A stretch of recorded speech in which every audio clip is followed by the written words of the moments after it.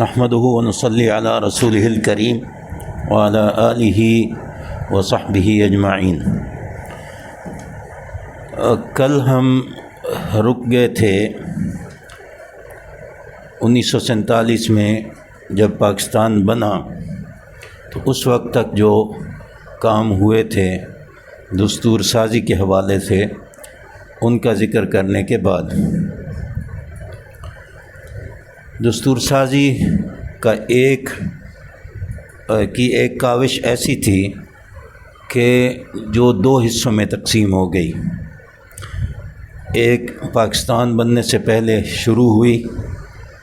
اور پاکستان بننے کے بعد پھر وہ مکمل ہوئی۔ یہ تھا علامہ محمد اسد کا تصور دستور۔ علامہ محمد اسد کے بارے میں جیسا کہ ہم نے پہلے ذکر کیا کہ انہوں نے جولائی 1947 کا جو ان کا پرچہ تھا عرفات کا، اس میں ٹوورڈز این اسلامک کانسٹیٹیوشن پہ مضمون لکھا، اسلامی دستور کی طرف، یعنی ہم نے ادھر ایک رخ کر لیا اور ہم اس طرف جانا چاہتے ہیں تو کیسے جائیں گے۔ عام طور پہ ٹوورڈز جو ہے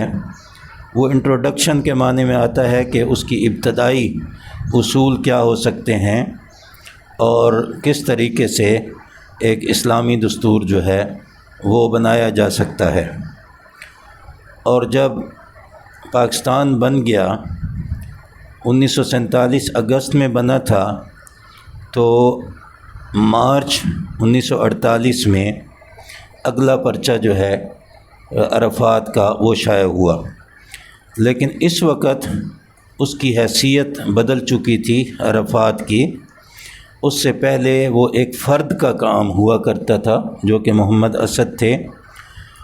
اور اب وہ اس ادارے کا آرگن اور اس ادارے کا ترجمان بن چکا تھا جو حکومت پنجاب نے بنیادی طور پہ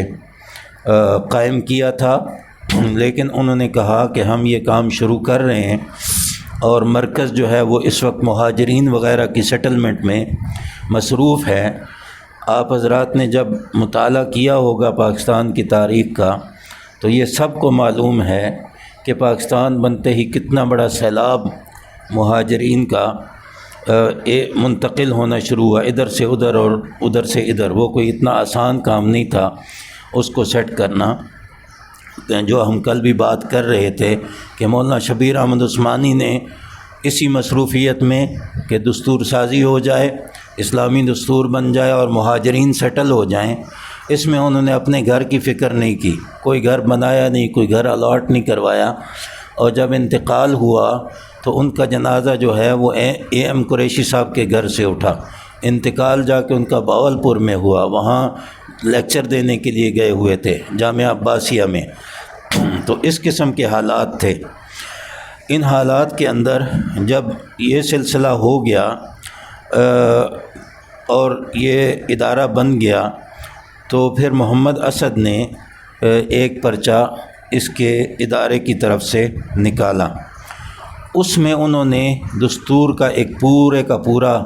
ڈھانچہ جو ہے وہ دے دیا، اس ڈھانچے کا ایک بنیادی اصول دیا۔ اب اگر ہم اس پورے ڈھانچے پہ بات کرتے ہیں پھر ہمارا سارا ٹائم اسی پہ جائے گا، اس لیے ہم اس کی موٹی موٹی چیزیں، چونکہ تجزیے کا بھی ہم نے آپ سے وعدہ کیا ہوا ہے، تو موٹی موٹی چیزیں اس کا ذکر کر دیتے ہیں، اسی کو تجزیہ سمجھ لیجئے، اور اس کے بعد ہم جو ہے وہ آگے چلے جائیں گے۔ تو انہوں نے کہا کہ دستور کا بنیادی اصول کیا ہوگا۔ آگے جب ہم بات کریں گے نا دستور کی، 1948 میں علماء نے ایک خاکہ بنایا، انہوں نے بھی بنیادی اصول ایک بنایا کہ بنیادی اصول ہے کیا جس سے ہم نے آگے چلنا ہے۔ تو علامہ محمد اسد نے بنیادی اصول اس آیت کریمہ کو قرار دیا،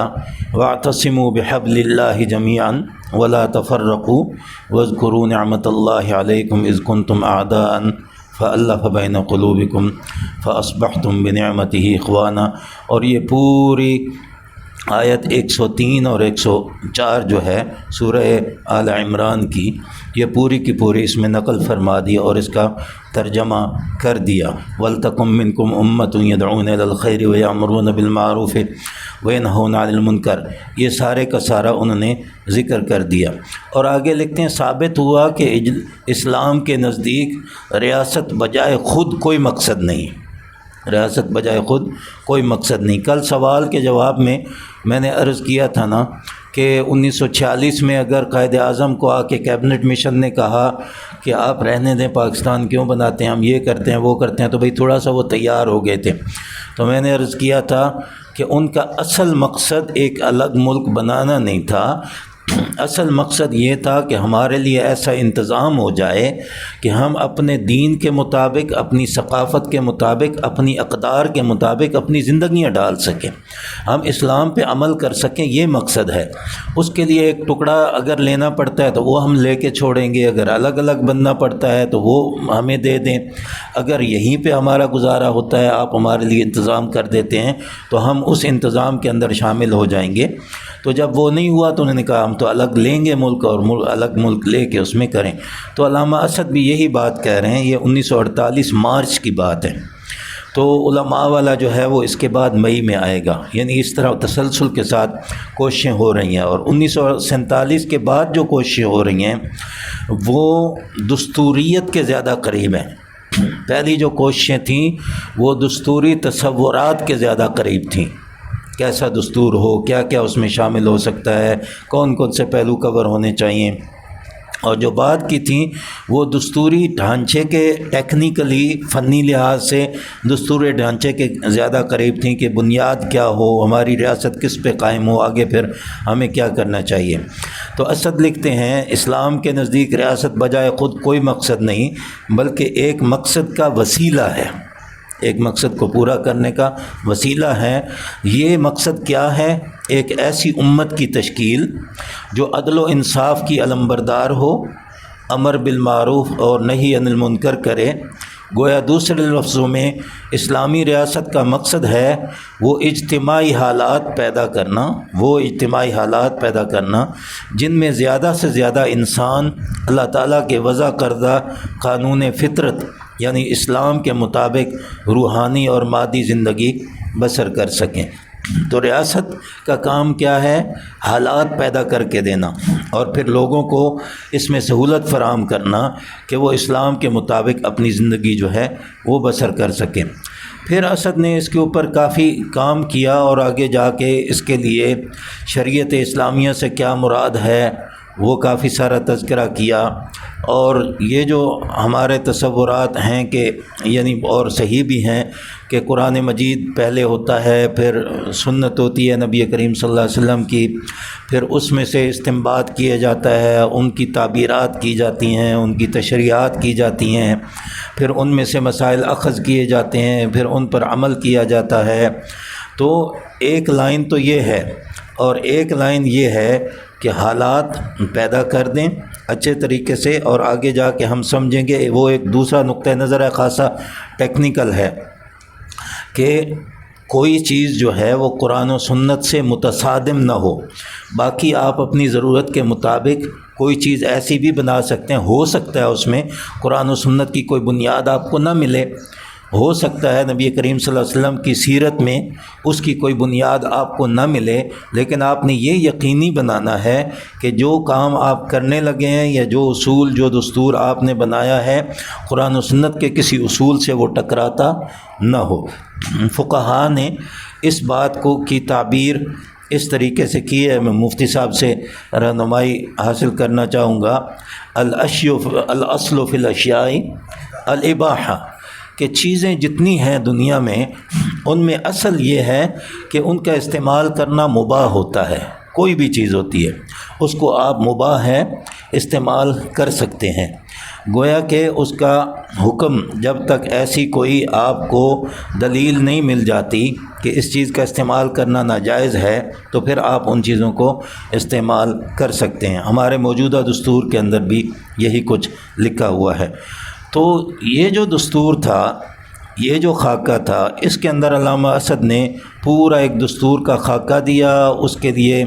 کئی ساری دفعات مقرر کیں، سربراہ ریاست کیسا ہوگا اس کے بارے میں ذکر کیا، مسلم شہری کیسے ہوں گے، نان مسلم شہری جو ہیں ان کی کیا حیثیت ہوگی، اس پورے کا یوں ذکر کر دیا گیا۔ اچھا، جو نظام ہے ہمارا وہ کیسا ہوگا، کیا وہ نظام استبدادی ہوگا یا وہ نظام شورائی ہوگا؟ استبدادی کا مطلب تو یہ ہوگا کہ ایک بادشاہ یا ایک امیر صاحب یا ایک خلیفہ صاحب بیٹھے ہوئے ہیں اور وہ اپنی مرضی چلاتے جا رہے ہیں، جو کچھ وہ حکم کرتے ہیں وہ ہم نے ماننا ہوگا۔ کیا ایسا کوئی نظام ہم بنا رہے ہیں، یا کہ جو خلیفہ یا جو بادشاہ یا جو صدر یا جو حکمران ہوگا اسے اپنے ساتھ دوسرے مسلمانوں سے مشورہ کرنے کا کوئی نظم و نسق جو ہے وہ بھی بنانا ضروری ہوگا؟ اس کی خاصی تفصیل جو ہے وہ انہوں نے اس کے اندر لکھ دی۔ انگریزی کے اندر بھی یہ پرچہ شائع ہوا اور اردو میں بھی اس کا پرچہ جو ہے وہ شائع ہوا، اور اس کا خلاصہ انہوں نے یہ کیا کہ ایک ایسی مجلس شورا کا قیام عمل میں آنا چاہیے جس کے وضع کیے ہوئے قانون ساری ملت پر، جن میں خود امیر کی ذات بھی شامل ہو، نافذ ہوں۔ یعنی امیر جو ہے اس کو اس سے کوئی استثناء حاصل نہ ہو، اور وہ شورا جو ہے وہ علامہ اقبال والا پہلے ایک دفعہ تصور ہم نے کیا تھا نا، علامہ اقبال نے کہا مسلمانوں کی ایک ایسی اسمبلی بنے جس میں تمام مسلمانوں کے مکاتب فکر کی نمائندگی ہو، اور علماء کرام کا بنیادی کردار ہو، اور منتخب نمائندوں کے ساتھ مل کے وہ لوگ بحث مباحثہ کر کے قانون سازی کریں اور ملک کے مسائل جو ہیں ان کو حل کرنے کی کوشش کریں۔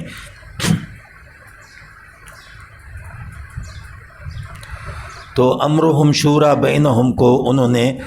اس کی بنیاد قرار دیا، قرآن مجید سے اس کی دلیل دی، اور اس کو ایک قسم سے ایک اجتہادی ادارہ جو ہے وہ قرار دیا۔ عموماً ہم اجتہاد جو ہے وہ اس کے لیے شخصیات کی طرف رجوع کرتے ہیں۔ شورائی اجتہاد جو ہے یا ادارہ جاتی اجتہاد جو ہے اس کو اجماع کی شکل میں تو کہا گیا تھا، لیکن اجماع ایک ایسا ٹیکنیکل مسئلہ ہے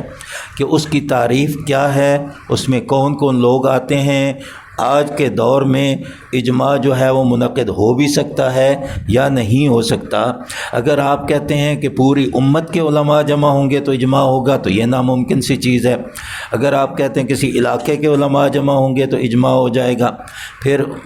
وہ بھی اس لیے ناممکن ہے کہ طبقات فکر ہیں کئی سارے، بریلوی دیوبندیوں کا اجماع نہیں مانیں گے، دیوبندی بریلویوں کا اجماع نہیں مانیں گے، حنفی شافعی مالکی ان کے اپنے اپنے اصول ہیں، وہ ان کے اپنے طریقوں کے مطابق جو ہے وہ کام کیا کرتے ہیں۔ تو جو علامہ اقبال نے کہا تھا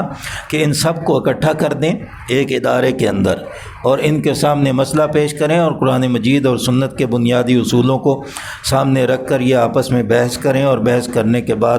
یہ قوانین جو ہے وہ لے آئیں اور نافذ کر دیں۔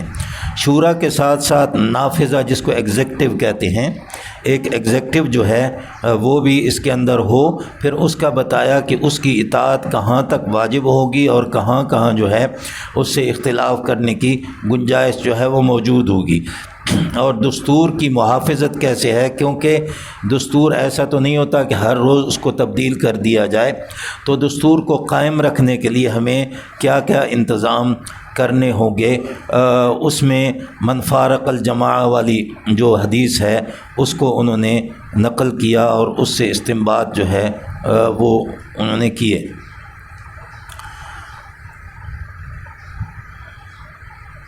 اس کے بعد جناب آزادی رائے اور آزادی مذہب اور آزادی تعلیم، اس کا کیا مطلب ہوگا؟ کیونکہ جو جدید دستور ہیں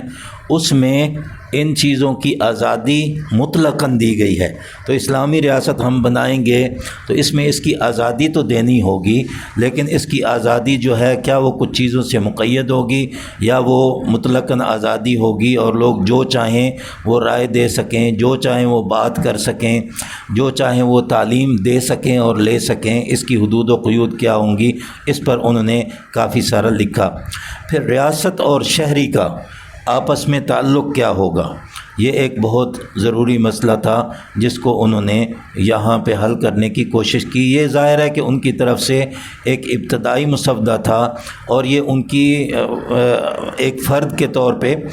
کوشش تھی اور کاوش تھی۔ بعد میں کافی ساری کتابیں انہوں نے اسلامک اسٹیٹ وغیرہ کے نام سے اور دوسرے ناموں سے وہ کتابیں لکھیں اور وہ بہت مقبول ہوئیں۔ ان کی سیاسی سوچ اور فکر جو ہے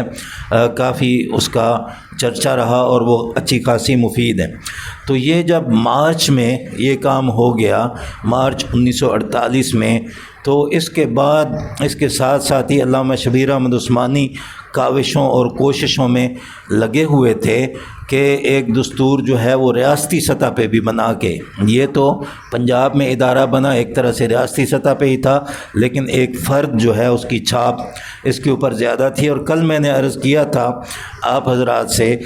کہ محمد اسد کو ہمیشہ بیچاروں کو بھگایا جاتا رہا، جو کام شروع کر لیتے اس کے بعد ان کو کوئی اگلی اسائنمنٹ دے دی جاتی۔ شاید اس کی وجہ یہ تھی کہ ان کی کوئی برادری، ان کی کوئی پارٹی، ان کی کوئی جماعت نہیں تھی، جماعت انہوں نے بنائی نہیں، جیسے مولانا مودودی رحمۃ اللہ علیہ نے بنا لی تھی، جیسے مولانا شبیر احمد عثمانی رحمۃ اللہ علیہ نے بنا لی تھی، دوسرے لوگوں کی برادریاں شرادیاں تھیں، مسلم لیگ بھی تھی، سب کچھ تھا، تو ان کے پاس تو کچھ بھی نہیں تھا، آ جا کے یہی ادارہ تھا۔ کام جو شروع کرتے وہ کام خلوص پہ مبنی ہوتا اور انتہائی گہرائی کے ساتھ اور بڑے سلیقے کے ساتھ ہوتا۔ تو اتفاق کی بات ہے کہ ہر کام سے ان کو پھسلایا جاتا رہا، لیکن یہ ادارہ ان کا خاصا قائم رہا۔ 1952 یا 53 تک اس ادارے کا وجود جو ہے وہ ہمیں ملتا ہے اور اچھا خاصا انہوں نے کام کیا۔ ہم نے صرف بات کرنی تھی ان کے دستوری خاکے تک۔ مولانا شبیر احمد عثمانی جس دستوری خاکے کی کوشش فرما رہے تھے، قائد اعظم کے ساتھ ان کے مسلسل رابطے رہتے تھے، اور مولانا شیرا کوٹی، نام پورا کیا ان کا؟ پروفیسر شیرا کوٹی، نام مجھے دوبارہ یاد آ گیا تو میں بتا دوں گا۔ انہوں نے مولانا شبیر احمد عثمانی کے تمام خطبات کو جمع کر لیا ہے۔ ان خطبات کے اندر اس کا بار بار تذکرہ ہے کہ مولانا شبیر احمد عثمانی وفد لے کے تو قائد اعظم سے ملے، کئی مرتبہ ملے اور اسلامی دستور بنانے کے بارے میں ان سے وعدے لیے اور بات چیت ہوئی۔ ایک اور بزرگ تھے پیر صاحب مانکی شریف۔ پیر صاحب مانکی شریف کے پوتے جو ہیں وہ ہمارے ہاں اسلامی نظریاتی کونسل کے ممبر تھے، ابھی ان کی ممبرشپ کی مدت ختم ہوئی۔ انہوں نے مجھے قائد اعظم کا وہ خط لا کے دیا جو قائد اعظم نے پیر صاحب مانکی شریف کو لکھا تھا اسی زمانے میں، کوئی 45 46 47 سن میں، اور اس کے اندر انہوں نے یہ کہا ہوا تھا کہ جناب محترم پیر صاحب، انگریزی میں لکھا ہوا تھا، ترجمہ اس طرح ہے: محترم پیر صاحب، میں نہیں سمجھتا کہ جس اسمبلی میں مسلمانوں کی اکثریت ہوگی اس میں کوئی خلاف اسلام قانون بھی بننے کا امکان ہو سکتا ہے۔ تو انہوں نے مجھے بتایا، صاحبزادہ جنید نے، انہوں نے کہا کہ میرے دادا جان بتاتے تھے کہ قائد اعظم نے مجھے لکھ کر دیا۔ میں نے ان کو کہا کہ حضرت یہ 2 الفاظ مجھے لکھ کے دے دیں کہ دستور جو ہے وہ اسلام کے مطابق بنے گا۔ تو وہ ان کے پاس پڑا رہا، اور بھئی چچا جان میرے جو ہیں، تایا جان، وہ بتاتے ہیں کہ ایوب خان صاحب کا زمانہ آیا تو وہ خط لے کے جو تحریر تھی ایوب خان صاحب کے پاس چلے گئے اور ان کو کہا کہ جناب یہ اسلامی دستور کے بارے میں قائد کا وعدہ ہے تو آپ اس کو پورا کریں۔ اس وقت تک خاصا کام ہوا بھی تھا اسلامی دستور پہ، لیکن ایوب خان صاحب نے، وہ ہم بعد میں ذکر کریں گے کہ کچھ اس میں تبدیلیاں کر دی تھی، لوگ خاصے پریشان ہوئے تھے اس سے۔ تو وہ کہتے ہیں، صاحبزادہ صاحب کہتے ہیں کہ ایوب خان صاحب نے کہا کہ اچھا یہ ہے تو یہ لائیے، اس پہ ہم عمل کرتے ہیں، قائد اعظم کا یہ فرمان ہے۔ تو اس کے بعد وہ تحریر غائب ہو گئی، وہ نہیں مل سکی، کبھی بھی کسی کے ہاتھ نہیں آئی۔ چلیں، دستور تو پھر اسمبلی میں بحث کر کے، تو اسمبلی ممبران بڑے پڑھے لکھے ہوتے تھے اس زمانے میں، انہوں نے بحث کر کے وہ دستور تو درست کروا لیا تھا، لیکن یہ ہے کہ وہ قائد اعظم کی تحریر جو ہے وہ پھر بعد میں نہیں مل سکی۔ اس سے ہمیں ایک بات یہ پتہ چلتی ہے، شاہد شاہد من اہلھا، اگر آپ اس کو قرار دے دیتے ہیں کہ مانکی شریف والوں کا پوتا ہے جو یہ بات کر رہا ہے کہ میرے تایا جان نے یہ بات بتائی ہے کہ مجھ سے ایوب خان نے یہ لیا تھا، تو چلیں ایک یہ تو ہو سکتا جاتا ہے کہ کتنا اہتمام کیا جا رہا تھا اسلامی دستور بنانے کے لیے، اور علماء اور مشائخ کتنی کوششیں اس کے لیے کر رہے تھے۔ تو ہم پھر آ جاتے ہیں مولانا شبیر احمد عثمانی پہ، جو بار بار قائد اعظم سے اس کا وعدہ لے چکے تھے کہ اسلامی دستور بنانا ہوگا، اور قائد اعظم نے ان کو کہہ دیا تھا کہ حضرت یہ تو آپ کا کام ہے، آپ کام شروع کریں اس کے اوپر۔ تو پھر حضرت نے ایسا کیا کہ خط لکھے اور تار بھیجے ہندوستان میں 3 لوگوں کو۔ وہ 3 لوگ تھے مولانا سید سلیمان ندوی رحمۃ اللہ علیہ، وہ اس وقت ریاست کون سی ریاست تھی، اس کے چیف جسٹس تھے، قاضی تھے، اور اس طریقے سے وہ شبلی اکیڈمی جو ہے، شبلی اکیڈمی کے سربراہ بھی تھے، اور ادھر سے رسالہ نکالتے تھے۔ ایک خط ان کو لکھا، اور دوسرا خط جو ہے وہ انہوں نے لکھا ڈاکٹر حمید اللہ صاحب کو، اور تیسرا خط لکھا مولانا مناظر حسن گیلانی کو۔ ان سے درخواست کی کہ آپ حضرات تشریف لے آئیں اور ہم دستور کا خاکہ بنانا چاہتے ہیں، ہماری مدد فرمائیں۔ مولانا گیلانی جو ہے وہ عثمانیہ یونیورسٹی حیدرآباد کے اس وقت پروفیسر تھے اور ہیڈ آف ڈپارٹمنٹ تھے، اور مولانا گیلانی، اور اس سے پہلے دیوبند میں بھی پڑھا چکے تھے اور دیوبند کے فاضل بھی تھے۔ اور ڈاکٹر حمید اللہ صاحب جو ہے وہ عثمانیہ یونیورسٹی میں لاء کے پروفیسر تھے، اور بہت بڑا ان کا مقام تھا لاء کے اندر، اور بہت بڑے ماہر تھے۔ وہ دونوں حضرات جو ہیں وہ تشریف لے آئے پاکستان، کراچی آ گئے۔ ان سے تھوڑا عرصہ پہلے ہی مولانا مفتی محمد شفیع صاحب خود ہجرت کر کے آ چکے تھے مولانا عثمانی کے کہنے پر۔ مولانا یوسف بن نوری بھی جلدی ہی آ گئے تھے، لیکن اس کام کو جو زیادہ سنبھال رہے تھے وہ مولانا شبیر احمد عثمانی ہی سنبھال رہے تھے، اور مولانا مفتی محمد شفیع صاحب شاگرد بھی تھے، رشتہ دار بھی تھے مولانا شبیر احمد عثمانی کے، اور یوں سمجھیے کہ مرید بھی ایک طرح سے ان کے تھے، ارادت کا ان کے ساتھ خاصا ان کا تعلق تھا۔ تو خط لکھنے پر مولانا گیلانی اور ڈاکٹر حمید اللہ صاحب تشریف لے آئے۔ یہ مئی کی ابتدا کی بات ہے، مئی 1948 میں وہ لوگ یہاں پہ آئے۔ ہمیں اس کا کہاں سے پتہ چلا؟ حوالہ تو ضروری ہوتا ہے نا۔ مولانا گیلانی نے یہاں سے جانے کے بعد ایک تو صدق رسالے میں، مولانا عبد الماجد دریابادی والے میں ایک مضمون چھپوایا، یہ غالباً جولائی 1948 کا ہے، اور جون 1948 میں وہ واپس گئے ہیں۔ مئی میں آئے تھے، جون میں واپس گئے ہیں، اور ایک مضمون چھاپا ہے 2-3 کالمز کا، اس کا عنوان ہے پاکستان کا اسلامی دستور، اور اس کے اندر بتایا ہے کہ ہم نے یہاں پہ دستور کا خاکہ بنایا، اور اس کے اندر دستور کی کیا کیا چیزیں جو ہیں وہ ہم نے شامل کی۔ دوسرا انہوں نے واپس جا کے خط لکھا ہے سید سلیمان ندوی رحمۃ اللہ علیہ کو، اور اس کے اندر تفصیل لکھی ہے، اور تفصیل میں یہ بتایا ہے کہ حضرت ہمیں تو یہ تھا کہ شاید آپ بھی تشریف لا رہے ہیں، آپ تشریف نہیں لائے تو ہمیں خاصی تکلیف ہوئی، اور میں بھی ٹال مٹول کر رہا تھا، یعنی میں دل کر رہا تھا کہ میں بھی نہ جاؤں، لیکن مولانا شبیر احمد عثمانی ان کے بھی استاد تھے، اور وہ ان کا بہت زیادہ احترام کرتے تھے، تو انہوں نے یہ الفاظ لکھے خط میں، یہ کہا کہ حضرت شارح مسلم، مولانا شبیر احمد عثمانی رحمۃ اللہ علیہ کی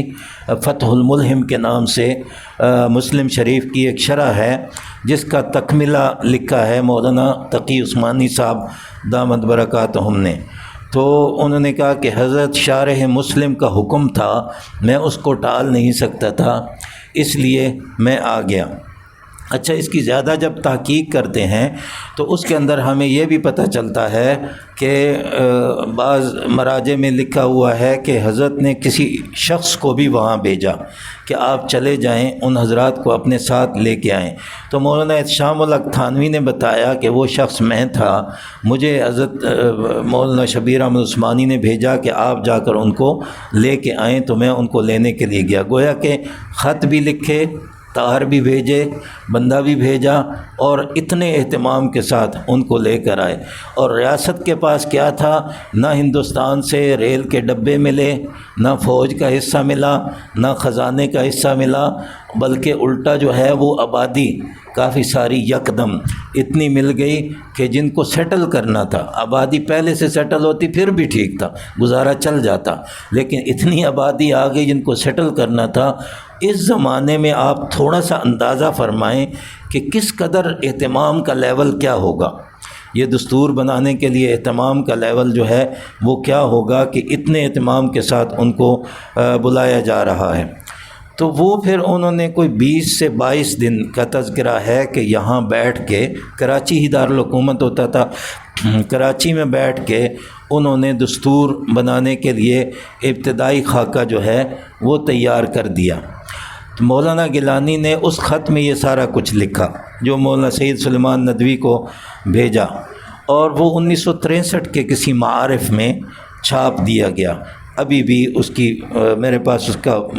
وہ متعین حوالہ بھی موجود ہے، اور معارف کی جو فائل ہے وہ آن لائن دستیاب ہے، اس سے پڑھا جا سکتا ہے۔ معارف میں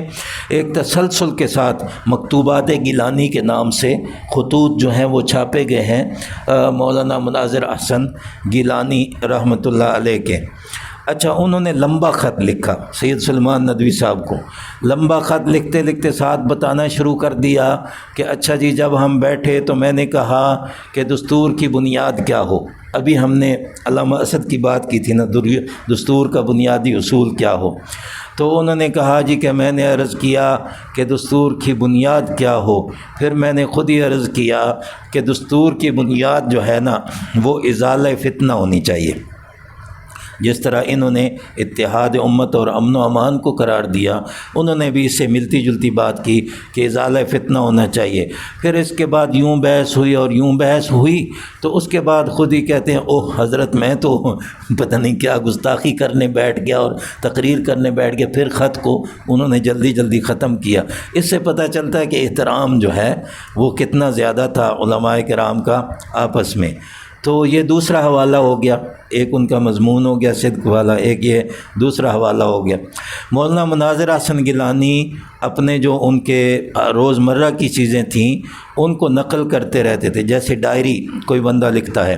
اور ڈائری تو انگریزی کا لفظ ہے نا، پرانے وقتوں میں بیاض یا روزنامچہ یا جو بھی اس کا نام رکھا جاتا ہو، تو مولانا مناظر احسن گیلانی کی ایک اچھی خاصی بیاض تیار ہو گئی تھی۔ ایک صاحب نے پنجاب یونیورسٹی سے اس پر پی ایچ ڈی کیا ہے، بیاض مناظر کے نام سے پی ایچ ڈی کر کے تو انہوں نے اس کو چھاپ بھی دیا ہے۔ اب چھپی ہوئی کتاب جو ہے بیاض مناظر کے نام سے وہ آپ کو انٹرنیٹ پہ بھی مل سکتی ہے۔ اس کے آخر میں کئی سارے صفحات حضرت مولانا گیلانی کے ہاتھوں کے لکھے ہوئے وہ ملتے ہیں، اور اتفاقاً ان صفحات میں اس کا بہت زیادہ میٹیریل موجود ہے جو کہ ہم دستوری خاکے کی بات کر رہے ہیں۔ تو ان سب کو جب ہم ملاتے ہیں، میں جب اس پہ کام کر رہا تھا تو ایک دن حضرت مولانا محمد تقی عثمانی دامت برکاتہم اسلامی نظریاتی کونسل تشریف لائے۔ بہت بڑی میٹنگ ہو رہی تھی، تو ان کو نماز کی فکر ہوئی، نماز تاخیر ہونے لگی تو کچھ حضرات نے خود پڑھی، کچھ نے بعد میں جماعت کے ساتھ پڑھی۔ تو کسی کو کہا یار مجھ سے نماز تو پڑھا دو، تو وہ جلدی سے لے کے میرے آفس میں ہی آ گیا، تو میں نے شکر کیا کہ حضرت یہاں تشریف لے آئے ہیں۔ تو جلدی میں نے نماز کا تو اہتمام کروایا، وہاں واش روم وغیرہ میں انہوں نے وضو کیا، لیکن میں نے ان کو کھڑے یہ کہا کہ جی میں بورڈ آف تعلیمات اسلامیہ پہ کام کر رہا ہوں، اور مولانا رفیع عثمانی صاحب نے مہربانی فرمائی ہے کہ ان کے پاس اس کے کچھ کاغذات تھے اس کے متعلقہ، تو انہوں نے مجھے فوٹو کاپیاں بھجوا دی ہیں۔ تو حضرت فرمانے لگے کہ اس سے پہلے 48 میں جو کام ہوا تھا اس میں حضرت مولانا شبیر احمد صاحب عثمانی رحمۃ اللہ علیہ بھی تھے اور میرے والد محترم بھی تھے، وہ کام اس سے بھی زیادہ اہم ہے۔ تو میں نے کہا حضرت وہ تو میں نے شروع کیا ہوا ہے اور میرے پاس تو کچھ مواد اس کا ہے، اگر آپ مہربانی فرمائیں آپ کے پاس کچھ مواد ہو تو وہ مجھے عنایت فرما دیں تاکہ میں اس کے اندر اس کو شامل کر دوں، اور آپ کے پاس جو مواد ہوگا ممکن ہے پورا مسودہ وہاں سے ہمیں مل جائے۔ تو حضرت نے فرمایا ٹھیک ہے، میرے جو سیکرٹری ہیں ان سے آپ رابطہ کر لیں۔ ہم رابطہ کرتے رہے، ہم نے خط لکھا، حضرت کو پیغامات وغیرہ بھی بھیجے، تو ان کی مصروفیات تو بہت زیادہ ہیں۔ تو سیکرٹری نے بتایا کہ حضرت نے وہ کاغذات تو نکلوائے تھے، اس کے بعد دیکھ کے تو کچھ فرمایا نہیں ہے، ہمیں کوئی فیصلہ نہیں فرمایا۔ تو ہم بھی ٹلنے والے تو نہیں تھے، ہم طریقے سے کرتے رہے۔ پتہ تھا کہ حضرت کی مصروفیات ہیں بہت زیادہ۔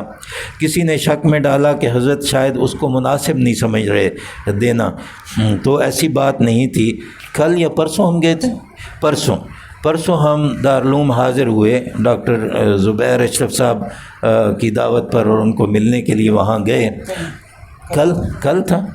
تو ہاں جی ٹھیک ہے، اب کنفرم ہو گیا کل، اگر آپ تاریخ کو نوٹ کرنا چاہیں تو کل گئے تھے۔ کافی دیر بیٹھے رہے، اس پہ بات ہوتی رہی، تو ان کو میں نے کہا بھئی آپ ہماری مدد کر دیں، یہ کام ہو جائے۔ اس کے بعد میں نے دوسرا جتن بھی کیا تھا کہ حضرت کے سیکرٹری کو میں نے فون کیا اور اس کو کہا کہ اچھا ایسا ہے کہ حضرت کو اگر وقت نہیں مل رہا اس کے دیکھنے کا یا وہ فیصلہ کرنے کا، تو میں ایسا کرتا ہوں جو مسودہ مجھ سے تیار ہو گیا ہے وہ مسودہ میں بھیج دیتا ہوں، اگر حضرت اجازت دیں وہ اس کے اوپر کچھ فرما دیں کہ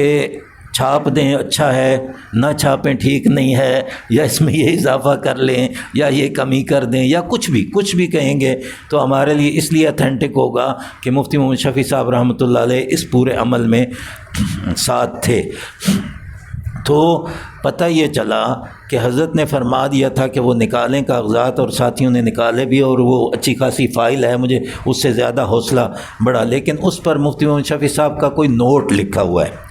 وہ نوٹ میں کچھ ہدایات لکھی ہوئی ہیں، تو وہ ان لوگوں نے چاہا کہ حضرت کو تھوڑا سا ٹائم ملتا ہے تو ہم ہدایات ان کے سامنے رکھتے ہیں، تو انہی کے ذریعے ہم پھر فیصلہ کرواتے ہیں بھیجنا ہے نہیں بھیجنا، یا کس طریقے سے بھیجنا ہے، مہیا کرنا ہے نہیں کرنا، یا کس طریقے سے مہیا کرنا ہے۔ یہ حضرات جو ہے نا، یہ اس سے ہم یہ نہ سمجھیں کہ شاید وہ کسی طریقے سے دینا نہیں چاہ رہے۔ مجھے پہلے ایک روایت پہنچی ہے، کسی جگہ میں نے پڑھا ہے کہ وہ جو تھے نا بورڈ آف تعلیمات اسلامیہ بعد میں بنا، ہم اس کا ذکر کریں گے، اس کی رپورٹیں کچھ علماء 22 نکات جنہوں نے طے کیے تھے، وہ اس کی رپورٹیں گورنمنٹ سے مانگ رہے تھے اور گورنمنٹ ان کو رپورٹیں نہیں دے رہی تھی۔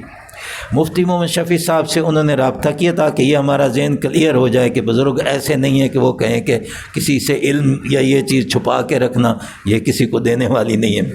تو انہوں نے ان سے مفتی محمد شفیع صاحب سے مانگا کہ آپ بھی تو بورڈ کے اندر شامل ہیں، وہ رپورٹیں آپ دے دیں تاکہ ہم دیکھ کے تو اپنے نکات جو ہے وہ طے کر لیں۔ تو حضرت نے جو الفاظ فرمائے، میرا خیال ہے یہاں بھی وہی مسئلہ ہے۔ حضرت نے الفاظ یہ فرمائے کہ بھائی وہ سرکاری کام تھا، ہم نے وہ گورنمنٹ کے لیے کیا ہے، وہ گورنمنٹ کی امانت ہے، وہ ہم نہیں دے سکتے، اس لیے میں معذرت چاہتا ہوں۔ یہ نہیں کہا کہ میرے پاس نہیں ہے۔ مجھے شک ہے کہ کوئی اس طرح کی بات نہ لکھی ہوئی ہو۔ اب دیکھتے ہیں اس کے اندر سے کیا نکلتا ہے۔ اگر وہ ہمیں بتا بھی دیں کہ اس طرح کی بات کوئی لکھی ہوئی ہے تو پھر ہم گورنمنٹ کے ذریعے کوشش کریں گے تھوڑا بہت وہاں سے وہ جو ہمارے یہاں ڈاکومنٹیشن ونگ ہے ایک کیبنٹ ڈویژن کا، ان سے ہم درخواست کر لیں گے، یا کوئی نہ کوئی ہلا کیا جا سکتا ہے۔ میں صرف اس وقت یہ باتیں، بعض باتیں ممکن ہے تھوڑی سی غیر متعلقہ لگیں، لیکن میرے خیال میں ان کاوشوں کے سلسلے میں ان میں سے کوئی بات بھی غیر متعلقہ نہیں ہے۔ تو کمیٹی پھر کس طرح تشکیل پائی؟ مولانا شبیر احمد عثمانی پہلے سے موجود تھے، مفتی محمد شفیع صاحب کچھ دن پہلے پہنچ چکے تھے ہجرت کر کے،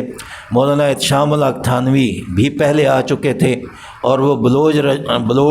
بلوچ رجمنٹ کی ایک چھوٹی سی مسجد تھی، وہاں کہیں جا کے نماز پڑھی، ان کو آواز پسند آ گئی، تو انہوں نے کہا کہ مولانا صاحب ہمارا تو تبادلہ ہو رہا ہے اور ہم تو یہاں سے جا رہے ہیں، یہ مسجد جو ہے یہ بے آباد ہو جائے گی، آپ مہربانی کریں۔ انہوں نے ان کے حالات میں لکھا ہوا ہے، آپ مہربانی کریں یہ مسجد سنبھال بھی لیں، اس کو آباد بھی رکھیں، آپ سے ہو سکے تو اس کو ذرا بڑا بھی بنا دینا۔ تو وہ پھر انہوں نے ماشاءاللہ بڑی بنائی، وہ جیکب لائن والی مسجد جو ہے وہ ہے۔ تو مولانا احتشام الحق تھانوی وہاں پہ تشریف لا چکے تھے پہلے، اور ٹنڈو والا یار والا مدرسہ جو ہے وہ بھی قائم ہو چکا تھا، تو دونوں جگہوں پہ ان کا کچھ نہ کچھ تعلق رہتا تھا۔ دو بزرگ وہاں سے آ گئے، مولانا مناظر حسن گیلانی اور ڈاکٹر محمد حمید اللہ صاحب، ایک دینی علوم کے اندر پہاڑ سے بھی اونچا مولانا مناظر حسن گیلانی۔ آج کے علماء بھی جو ہمارے ملک کے ٹاپ کے علماء ہیں وہ کہتے ہیں کہ جو سوچ اور فکر مولانا مناظر حسن گیلانی کی ہے جدید مسائل کے بارے میں، اور جس طریقے سے وہ حل اس کا پیش کرتے ہیں، وہ بہت کم لوگوں میں پایا جاتا ہے۔ تعلیم کا مسئلہ ہو، دستور کا مسئلہ ہو، کسی اور چیز کا مسئلہ ہو، ان کی سوچ جدید مسائل کے حل میں بہت ہی آگے ہے، سب سے ایڈوانس ہے۔ اور ڈاکٹر حمید اللہ صاحب تجزیے میں دنیا سے آگے، کہ جو ہماری پرانی نصوص ہیں ان میں سے قانونی مسائل کا استنباط کرنا، یہ تو کوئی ڈاکٹر حمید اللہ صاحب سے ہی سیکھے۔ تو یہ دونوں حضرات جو ہیں یہاں پہ آ گئے، اور ان کے ساتھ شامل ہو گئے مولانا ظفر احمد انصاری۔ مولانا ظفر احمد انصاری جو ہے وہ بنیادی طور پہ وکیل تھے، قانون کے ماہر تھے، اور آل انڈیا مسلم لیگ کے سیکرٹری بھی رہ چکے تھے، اور قائد اعظم کے بہت زیادہ قریبی تھے۔ تو مولانا گیلانی نے بتایا اپنے خط میں، اور اپنی اس بیاض میں بھی، بیاض میں انہوں نے ساری تفصیل لکھی، جہاز پہ آئے، کس دن پہنچے، کہاں ٹھہرے۔ اچھا، یہ پہلو بھی بتانا ضروری ہے کہ وسائل کتنے تھے اور کہاں ٹھہرے۔ ایک صاحب تھے حاجی محمد موسیٰ ٹرانسوالی، جو مولانا گیلانی نے لکھا ہے ان کا نام یہ تھا، حاجی محمد موسیٰ ٹرانسوالی۔ لیکن جب میں نے بات کی ڈاکٹر عامر تحسین صاحب سے، جو کہ اس فیملی کے ساتھ ان کے والد صاحب کا مولانا محمد تحسین کا تعلق رہا خاصا، تو انہوں نے کہا کہ ہمارے ہاں وہ مشہور تھے مولانا محمد موسیٰ میاں، اور ان کی آسٹریلیا میں بہت بڑا کاروبار تھا، ہندوستان میں بہت بڑا کاروبار تھا، اور جو ہی پاکستان بنا تو وہ بہت ساری بلڈنگیں یہاں کراچی میں پہلے سے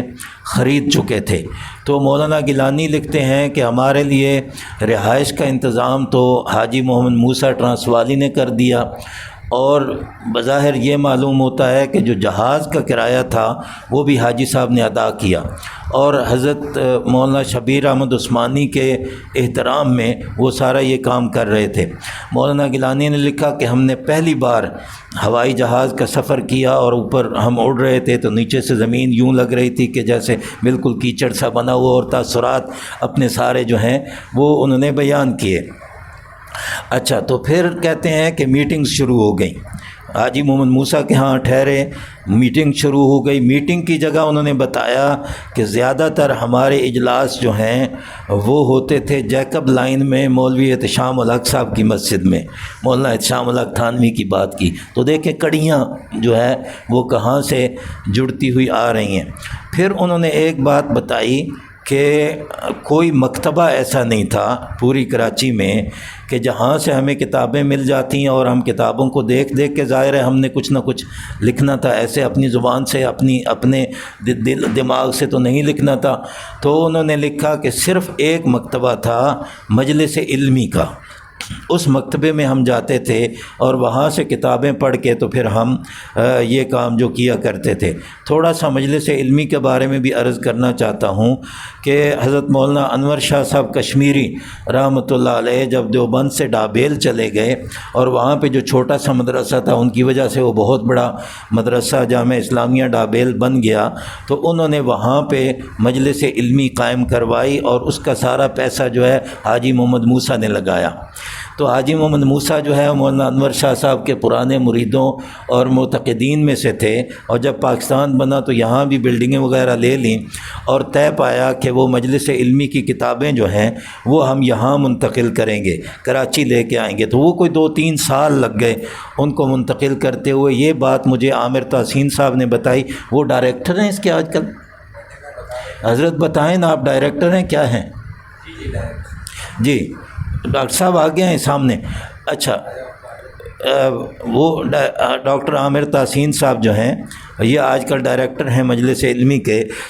تو جو اس کا تعارف لکھا ہوا ہے مجلس علمی کا، اس میں لکھا ہوا ہے کون سے سن میں ڈاکٹر صاحب؟ 1950 میں بھئی مجلس علمی قائم ہوئی۔ تو میں نے ڈاکٹر صاحب کے ساتھ مناظرہ کیا۔ میں نے ڈاکٹر صاحب کو کہا کہ مولانا گیلانی لکھ رہے ہیں کہ 1948 میں کوئی مکتبہ نہیں تھا، صرف مجلس علمی کا مکتبہ تھا، ہم صرف کتابیں وہاں پڑھتے تھے، تو آپ کیسے کہتے ہیں کہ 1950 میں بنا تھا؟ تو انہوں نے بھی مجھ سے اتفاق کیا۔ پہلے تو ہم سوچتے رہے کہ شاید بلڈنگ ہو صرف اور کتابیں نہ ہوں، لیکن وہ بزرگ تو کہتے ہیں کتابیں اور نہیں تھیں، یہی تھیں، ہم تو وہ کتابیں پڑھنے کے لیے آتے تھے۔ تو اس کا مطلب یہ ہے کہ جو حاجی محمد موسیٰ صاحب کی بلڈنگیں تھیں، انہوں نے پہلے سے یہاں کچھ کتابیں خرید لی ہوں گی، رکھ لی ہوں گی، کچھ وہاں سے آ گئی ہوں گی۔ ڈاکٹر صاحب نے مہربانی فرمائی اور ہمیں کچھ کتابیں ایسی دکھائیں جن پر مجلس علمی ڈابیل کی مہر لگی ہوئی تھی، پھر ہم نے ان کی تصویر بھی بنا لی۔ تو موقع ملے تو ان کی مجلس علمی بھی ضرور دیکھیں، اس کے اندر آج بھی تحقیق کا کام جو ہے وہ ہو رہا ہے۔ یہ کڑیاں مل رہی ہیں کہ دستور پر کتنی محنت ہوئی، مطالعہ کا اہتمام کہاں ہوا، پیسہ کس نے دیا، رہائش جو ہے وہ کس نے دی، اور بلایا کس نے، اجلاس کس نے بلایا، کون کون آیا، یہاں تک تو ہو گئی باتیں۔ اس کے بعد اب ہم دیکھتے ہیں کہ اس کا مضمون کیا تھا۔ اس کے مضمون میں 3 بلکہ 4 اہم چیزیں تھیں اس دستوری خاکے کے مضمون میں۔ پہلی اہم چیز یہ تھی کہ دستور کا اصول ازالہ فتنہ ہوگا، حتی لا تکون فتنۃ ویکون الدین کلہ للہ۔ اب اس کو اگر میں ملاتا ہوں قائد اعظم محمد علی جناح کی 11 اگست والی تقریر سے، یہ تجزیے میں شامل کر لیں، 11 اگست 1947 والی تقریر سے، جس میں لوگ کہتے ہیں کہ جی وہ انہوں نے کہا کہ اپنے ٹیمپل جاؤ، اپنے مندر جاؤ، اپنے فلاں جاؤ، سب لوگوں کو کہہ دیا، اور ایک وقت آئے گا کہ کوئی ہندو ہندو نہیں رہے گا، مسلم مسلم نہیں رہے گا۔ تو بھائی لوگ کہتے ہیں کہ جی اس سے مطلب یہ ہے کہ انہوں نے کہا کہ پاکستان تو سیکولر ریاست ہوگا۔ اسی تقریر کے آخر میں کل بھی میں نے ذکر کیا، شاید اس سے اگلا حصہ اقلیتوں والا کل سنا چکا ہوں، نہیں سناؤں گا، لیکن آج اس کی مناسبت نکل آئی۔ اسی کے آخر میں ہے کہ مجھے نہیں معلوم کہ دستور کیسا بنے گا، کیونکہ وہ دستور ساز اسمبلی نے بنانا تھا، لیکن میں آپ کو یہ کہتا ہوں کہ اس میں یہ اہتمام ہونا چاہیے کہ لوگوں کے عقیدے، ان کے دین اور ان کی جائیدادیں محفوظ ہوں۔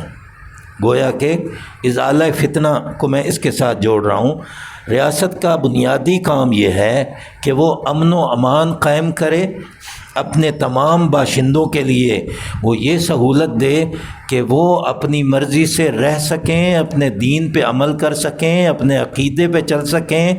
ان کا کاروبار محفوظ ہو، ان کی جائیدادیں محفوظ ہوں۔ اس کے بعد آپ نے جو قانون بنانے ہیں، اچھی بات ہے، وہ قانون چلتے رہیں۔ اصول یہ ہوگا کہ ریاست جو ہے سب سے پہلے امن و امان فراہم کرے گی۔ جناب نبی کریم صلی اللہ علیہ وسلم کا جو میثاق مدینہ ہے اس کو بھی ہم دیکھ لیتے ہیں تو ہمیں یہی پتہ چلتا ہے کہ سب سے پہلے انہوں نے امن و امان کا ایک جو ہے وہ انتظام فرما دیا۔ تو یہ تو ہو گیا اصول۔ اس کے بعد کیا کرنا ہے، یہ چونکہ بنیادی خاکہ بنا رہے تھے، اس کے بعد یہ کرنا ہے کہ جو بھی صلاحیت کے مالک لوگ ہیں، کسی کی کوئی بھی صلاحیت ہو، ان کو ہم نے مواقع فراہم کرنے ہیں کہ وہ اپنی صلاحیتوں کو استعمال کر سکیں۔ تو ڈاکٹر صاحب جو ما ينفع الناس والی بات ہم نے کی کہ ہر بندہ جو ہے وہ اپنی صلاحیت کے مطابق کنٹریبیوٹ کرے گا۔ اب وہاں تو ایک نقطہ ہی بتانا تھا، تو تجزیہ اگر ہم اس پہ کریں تو سکھ ہیں، مسلمان ہیں، ہندو ہیں، عیسائی ہیں، کوئی بھی ہیں، ریاست کے ساتھ ان کا تعلق یہ ہوگا کہ جو بھی موقع انہیں چاہیے ہوگا ریاست میں رہنے کا، کمانے کا، کنٹریبیوٹ کرنے کا، ترقی میں حصہ لینے کا، وہ ان سب کو مواقع مہیا کیے جائیں گے۔ کہیں ایسا نہیں ہوگا کہ دین کی بنیاد پہ کسی کو کام کرنے کا موقع دیا جا رہا ہے، کسی کو کام کرنے کا موقع نہیں دیا جا رہا۔ یہ الگ بحث ہے کہ کون سا کام کر سکتے ہیں، کون سا نہیں کر سکتے، کون سا کام ریاست کے حق میں ہے، کون سا کام ریاست کے حق میں نہیں، یہ الگ چیزیں ہیں۔ یہ دوسرا پوائنٹ ہو گیا۔ تیسرا پوائنٹ یہ تھا کہ جو لوگ ضرورت مند ہوں گے یا مسکین ہوں گے یا عاجز ہوں گے، کر نہیں سکتے ہوں گے کچھ بھی، ان سب کو اغاثۃ اللہفان، اغاثۃ اللہفان کا عربی بھاری بھرکم انہوں نے یہ الفاظ جو ہیں استعمال کیے۔ میں اس کا مطلب یہ سمجھا کہ جو لوگ محتاج اور کمزور ایسے ہوں گے کہ ان کے پاس وسائل نہیں ہوں گے یا وہ کام نہیں کر سکتے ہوں گے، ان کی ریاست مدد کرے گی۔ گویا کہ جو یہاں کے شہری ہوں گے، ان شہریوں کو ہر لحاظ سے یا اپنے قدموں پہ کھڑا کرنا، اور اگر قدموں پہ کھڑے نہ ہو سکیں تو ان کو قدموں پہ کھڑے ہونے والوں کے برابر چلنے کے قابل بنانا، اپنی بیساکھیاں اور اپنی سیڑھی اور اپنی ہر چیز ریاست کی طرف سے مہیا کر کے۔ یہ کون بنا رہا ہے؟ یہ علماء کرام جو ہیں یہ بنا رہے ہیں۔ آپ سوچ رہے ہوں گے کہ اقتدار اعلیٰ کہاں گیا اور اسلام کہاں گیا اور قرآن و سنت کہاں گئے؟ تو اس کا اب مقام آتا ہے۔ اس کا مقام یہ آتا ہے کہ مولانا گیلانی نے لکھا کہ ہم نے ایک ادارہ شیخ الاسلامی کا، یہ الفاظ لکھوں، ہم نے ایک ادارہ شیخ الاسلامی کا تجویز کیا ہے اور اس کو بہت سارے اختیارات تجویز کیے ہیں۔ گویا کہ یہ مطلب ہوا کہ جو مسلمان ہیں، جو اسلام پر چلنا جن پر لازم ہے، ان کے لیے پورے کا پورا انتظام جو ہے وہ شیخ الاسلام کریں گے، اور وہ ان کی نمازوں کا، امر بالمعروف کا، نہی عن المنکر کا، حلال حرام کا، احکام کا، فتویٰ جات کا، فیصلوں کا، ہر چیز کا اہتمام جو ہے وہ شیخ الاسلام کریں گے۔ شیخ الاسلام پھر ایک بندہ نہیں ہونا تھا نا، وہ تو پورا ادارہ ہونا تھا جس کا ایک سربراہ جو ہے وہ ہوتا۔ یہ بنیادی چیزیں تھیں۔ اس پر انہوں نے ایک اعتراض بھی اٹھایا اور اس کا جواب بھی دیا۔ ہم نے مولانا مودودی رحمۃ اللہ علیہ کا پہلے ذکر کر لیا، 1947 سے پہلے مولانا مودودی رحمۃ اللہ علیہ نے اسلامی حکومت کی اصطلاح جو ہے اس کی تعبیر کی ہے حکومت الہیہ سے۔ مولانا گیلانی نے یہاں پہ اس پہ اعتراض اٹھایا کہ جو مولوی مودودی صاحب، انہوں نے ایک جیسے تھے، وہ ایک جتنے تھے ایک دوسرے کو کہہ سکتے تھے، انہوں نے جو حکومت الہیہ کی تعبیر اختیار کی ہے وہ اس پر پوری نہیں بیٹھتی اور وہ درست نہیں ہے۔ انہوں نے اس کے اوپر اعتراض کیا۔ اب اس سے کسی بزرگ کی بے ادبی تو نہیں کرنی، لیکن یہ علمی اختلاف ہوتے تھے۔ ہم نے پہلے سے کہا کہ 3 آراء ہو گئی تھیں، ڈاکٹر حمید اللہ صاحب کی اور مولانا مناظر حسن گیلانی کی، اور اس کے بعد جو ہے مولانا مودودی رحمۃ اللہ علیہ کی۔ تو گویا کہ حکومت الہیہ کا جو مطلب حضرت مولانا مودودی رحمۃ اللہ علیہ نے بیان فرمایا تھا، ان لوگوں کا خیال یہ تھا کہ ہم پہلے سارے انسانوں کے لیے عدل و انصاف مہیا کر دیں، مواقع مہیا کر دیں، اور اسلام کے بارے میں ہمارا زور جو ہے وہ مسلمانوں پہ ہو، باقی دعوت، امر بالمعروف، نہی عن المنکر، وہ سارا کچھ ہے اس کو کیا جا سکتا ہے۔ یہ خاکہ جو ہے ہمیں اب تک مل سکا۔ اگر آپ سب حضرات آج دعا کریں گے اور رضا شاہ صاحب سے ہم دعا کروائیں گے کہ جناب حضرت مولانا تقی عثمانی صاحب ہمیں وہ فائل دے دیتے ہیں، اگر اللہ کرے، اور اس کے اندر مواد نکل آتا ہے اور پورا خاکہ ہمیں مل جاتا ہے، پھر تو وارے نیارے بہت ہی اچھا کام ہو جائے گا۔ پھر یہی خاکہ ہے جس پر کئی مہینے کام ہوتا رہا، اور کئی مہینے کام ہوتے ہوتے مارچ 1949 میں قرارداد مقاصد جو ہے وہ تیار ہو گئی، اور اس کے اندر اصطلاحات جو ہیں وہ یہ بھی شامل ہوئیں اور اس سے تھوڑی سی مختلف بھی شامل ہوئیں۔ قرارداد مقاصد کے اندر اقتدار اعلیٰ والا مسئلہ جو ہے وہ ڈالا گیا۔ یہ اصل میں اصطلاح جو ہے مولانا مودودی رحمۃ اللہ علیہ کی ہے۔ یہ اصطلاح اس سے پہلے ان حضرات علماء کے ہاں ہم نے نہیں دیکھی۔ یہ جتنا پروسیس میں نے مطالعہ کیا ہے، اس میں یہ اصطلاح اقتدار اعلیٰ والی پہلے کہیں نظر نہیں آئی، لیکن چونکہ مولانا مودودی رحمۃ اللہ علیہ نے انقلاب کا ایک تصور بنایا تھا اور تربیت دینے کے بعد پھر یکدم اسلامی وہ حکومت جو ہے حکومت الہیہ قائم کرنے کا تصور پیش فرمایا تھا، تو اس لیے انہوں نے پاکستان بنتے ہی یہ اعلان کیا کہ اب حکومت کو یہ چاہیے کہ جو انہوں نے وعدہ کیا تھا کہ ہم پاکستان اسلام نافذ کرنے کے لیے بنا رہے ہیں، تو اب اس کو نافذ کرنے کا انتظام کریں۔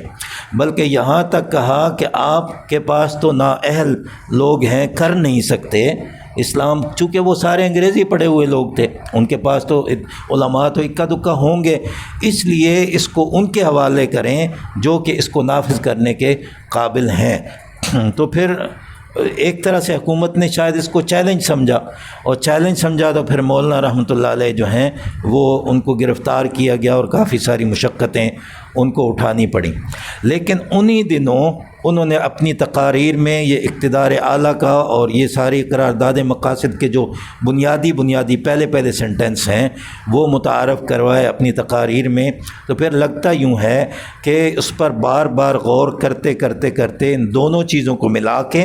یہ جو خاکہ 1948 والا ہے اور مولانا مودودی رحمۃ اللہ علیہ کا جو تصور تھا اقتدار اعلیٰ وغیرہ والا، وہ سارے کے سارے اس میں ڈال کے یہ قرارداد مقاصد جو ہے وہ پیش کی گئی۔ قرارداد مقاصد پھر جو فائنل کی وہ مولانا شبیر احمد عثمانی نے اور نواب زادہ لیاقت علی خان صاحب نے مل کے کی، اور لوگوں سے مشاورت وغیرہ جو ہے وہ چلتی رہی۔ اب قرارداد مقاصد کیا ہے؟ قرارداد مقاصد تو آپ سب حضرات نے پڑھی ہوگی، تھوڑا سا میں عرض کر دیتا ہوں۔ اس میں پہلی بات جو ہے وہ یہ ہے کہ اقتدار تو ہمارا نہیں، اقتدار اللہ تعالیٰ کی ذات کا ہے، لیکن اللہ تعالیٰ کیسے اپنے اقتدار کو استعمال کریں گے؟ اس سے پہلے ایک تصور تھا جسے علامہ اقبال نے ڈسکس کیا تھا، وہ اہل تشیع کا تصور تھا، جو 1906 میں قاجاری ایرانی حکومت نے ایک دستور بنایا تھا اور 1907 میں اس میں ترمیم کی تھی کہ حکومت جو ہے وہ امام کی امانت ہے، اور بادشاہ امام کی امانت کو لے کے چل رہا ہے، اور امام کی مرضی بتانے کے لیے علماء کی ایک کونسل بنانی ہوگی، وہ بتائیں گے کہ امام کی منشا کیا ہے، اس کے مطابق حکومت چلائی جائے گی۔ تو اس کو علامہ اقبال نے تھوڑا سا اس کے اوپر نقد کیا تھا کہ امام کے ساتھ ان علماء کا کیسے رابطہ ہوگا کہ علماء سے امام سے یہ باتیں پوچھ کے تو بادشاہ کو بتایا کریں گے، اور تو یہ مسئلہ اقتدار اعلیٰ کا آ گیا۔ تو اس کے بعد یہ طے کرنا باقی رہ گیا کہ اب اللہ تعالیٰ کیسے اقتدار اعلیٰ استعمال کریں گے۔ پھر قرارداد مقاصد میں یہ ڈالا گیا کہ لوگ منتخب ہو کے آئیں گے انتخابات کے ذریعے، اور اللہ تعالیٰ کا اقتدار جو ہے وہ استعمال کریں گے، لیکن کیسے استعمال کریں گے؟ مقدس امانت سمجھ کے استعمال کریں گے۔ وہ جو انی جاعل فی الارض خلیفہ والی بات ہے نا، اس کو اس طریقے سے تعبیر کیا، یہ ایک طرح سے جدید تعبیر تھی اس کی۔ اللہ تعالیٰ کی مقدس امانت سمجھ کے استعمال کریں گے، ایک یہ شرط لگائی۔ دوسری یہ شرط لگائی کہ اللہ تعالیٰ کی مقرر کی ہوئی حدود کے اندر رہ کر استعمال کریں گے۔ یہ ساری شرائط اس میں ایگزیکٹو کے حوالے سے لگا دی گئی، یا قوت نافذہ جو ہے اس کے حوالے سے لگا دی گئی کہ اس کا استعمال اس طریقے سے کیا جائے گا۔ اور پھر اس کے اندر یہ بھی رکھا گیا کہ حکومت کی ذمہ داری ہوگی کہ ایسی کاوشیں کرے کہ مسلمانوں کی انفرادی اور اجتماعی زندگیاں جو ہیں وہ قرآن و سنت کے احکام کے مطابق بن جائیں، غیر مسلموں کے لیے اچھی اس میں دفعات جو ہے وہ ایسی شامل کی جائیں گی کہ ان کے لیے تحفظ ہو جائے، اور پھر اس کے علاوہ کئی ساری چیزیں شامل کیں۔ اسی کے اندر شروع میں یہ شامل کیا کہ مساجد اور اوقاف اور یہ چیزیں جو ہیں ان کا بھی حکومت انتظام اچھے طریقے سے کرے گی۔ گویا کہ ایک اسلامی معاشرہ بنانے کی ذمہ داری جو ہے وہ حکومت کو دے دی گئی، اور یہ ایک اصول کے طور پہ قرارداد مقاصد جو ہے وہ پیش ہوئی اور پاس ہوئی۔ یہ پیش ہوئی تھی 7 مارچ 1949 کو کانسٹیٹیوئنٹ اسمبلی میں، اور ایک دن شاید درمیان میں چھٹی تھی، باقی لگاتار اس کے اجلاس ہوتے رہے، اور 12 مارچ 1949 کو قرارداد مقاصد جو ہے وہ پاس ہو گئی۔ یہ کوئی راتوں رات پاس نہیں ہوئی، 5 دن یا 4 دن اس کے اوپر مسلسل بحث ہوتی رہی، اور جو ہم نے پہلے عرض کیا اس بات کو آپ حضرات نے ذہن میں رکھنا ہے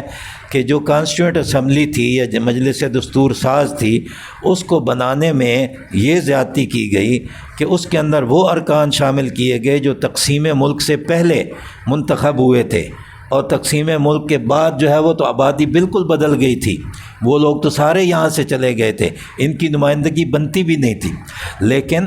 ان کو رکھا۔ مسلمان تو پہلے سے کہہ رہے تھے کہ جو غیر مسلم ہوں گے ان کی ہم حفاظت کریں گے، ہمارے ذمے ہوگا، لیکن یہاں آ کے وہ ایک ڈنڈی لگ گئی کہ ان کو اس میں شامل کیا گیا،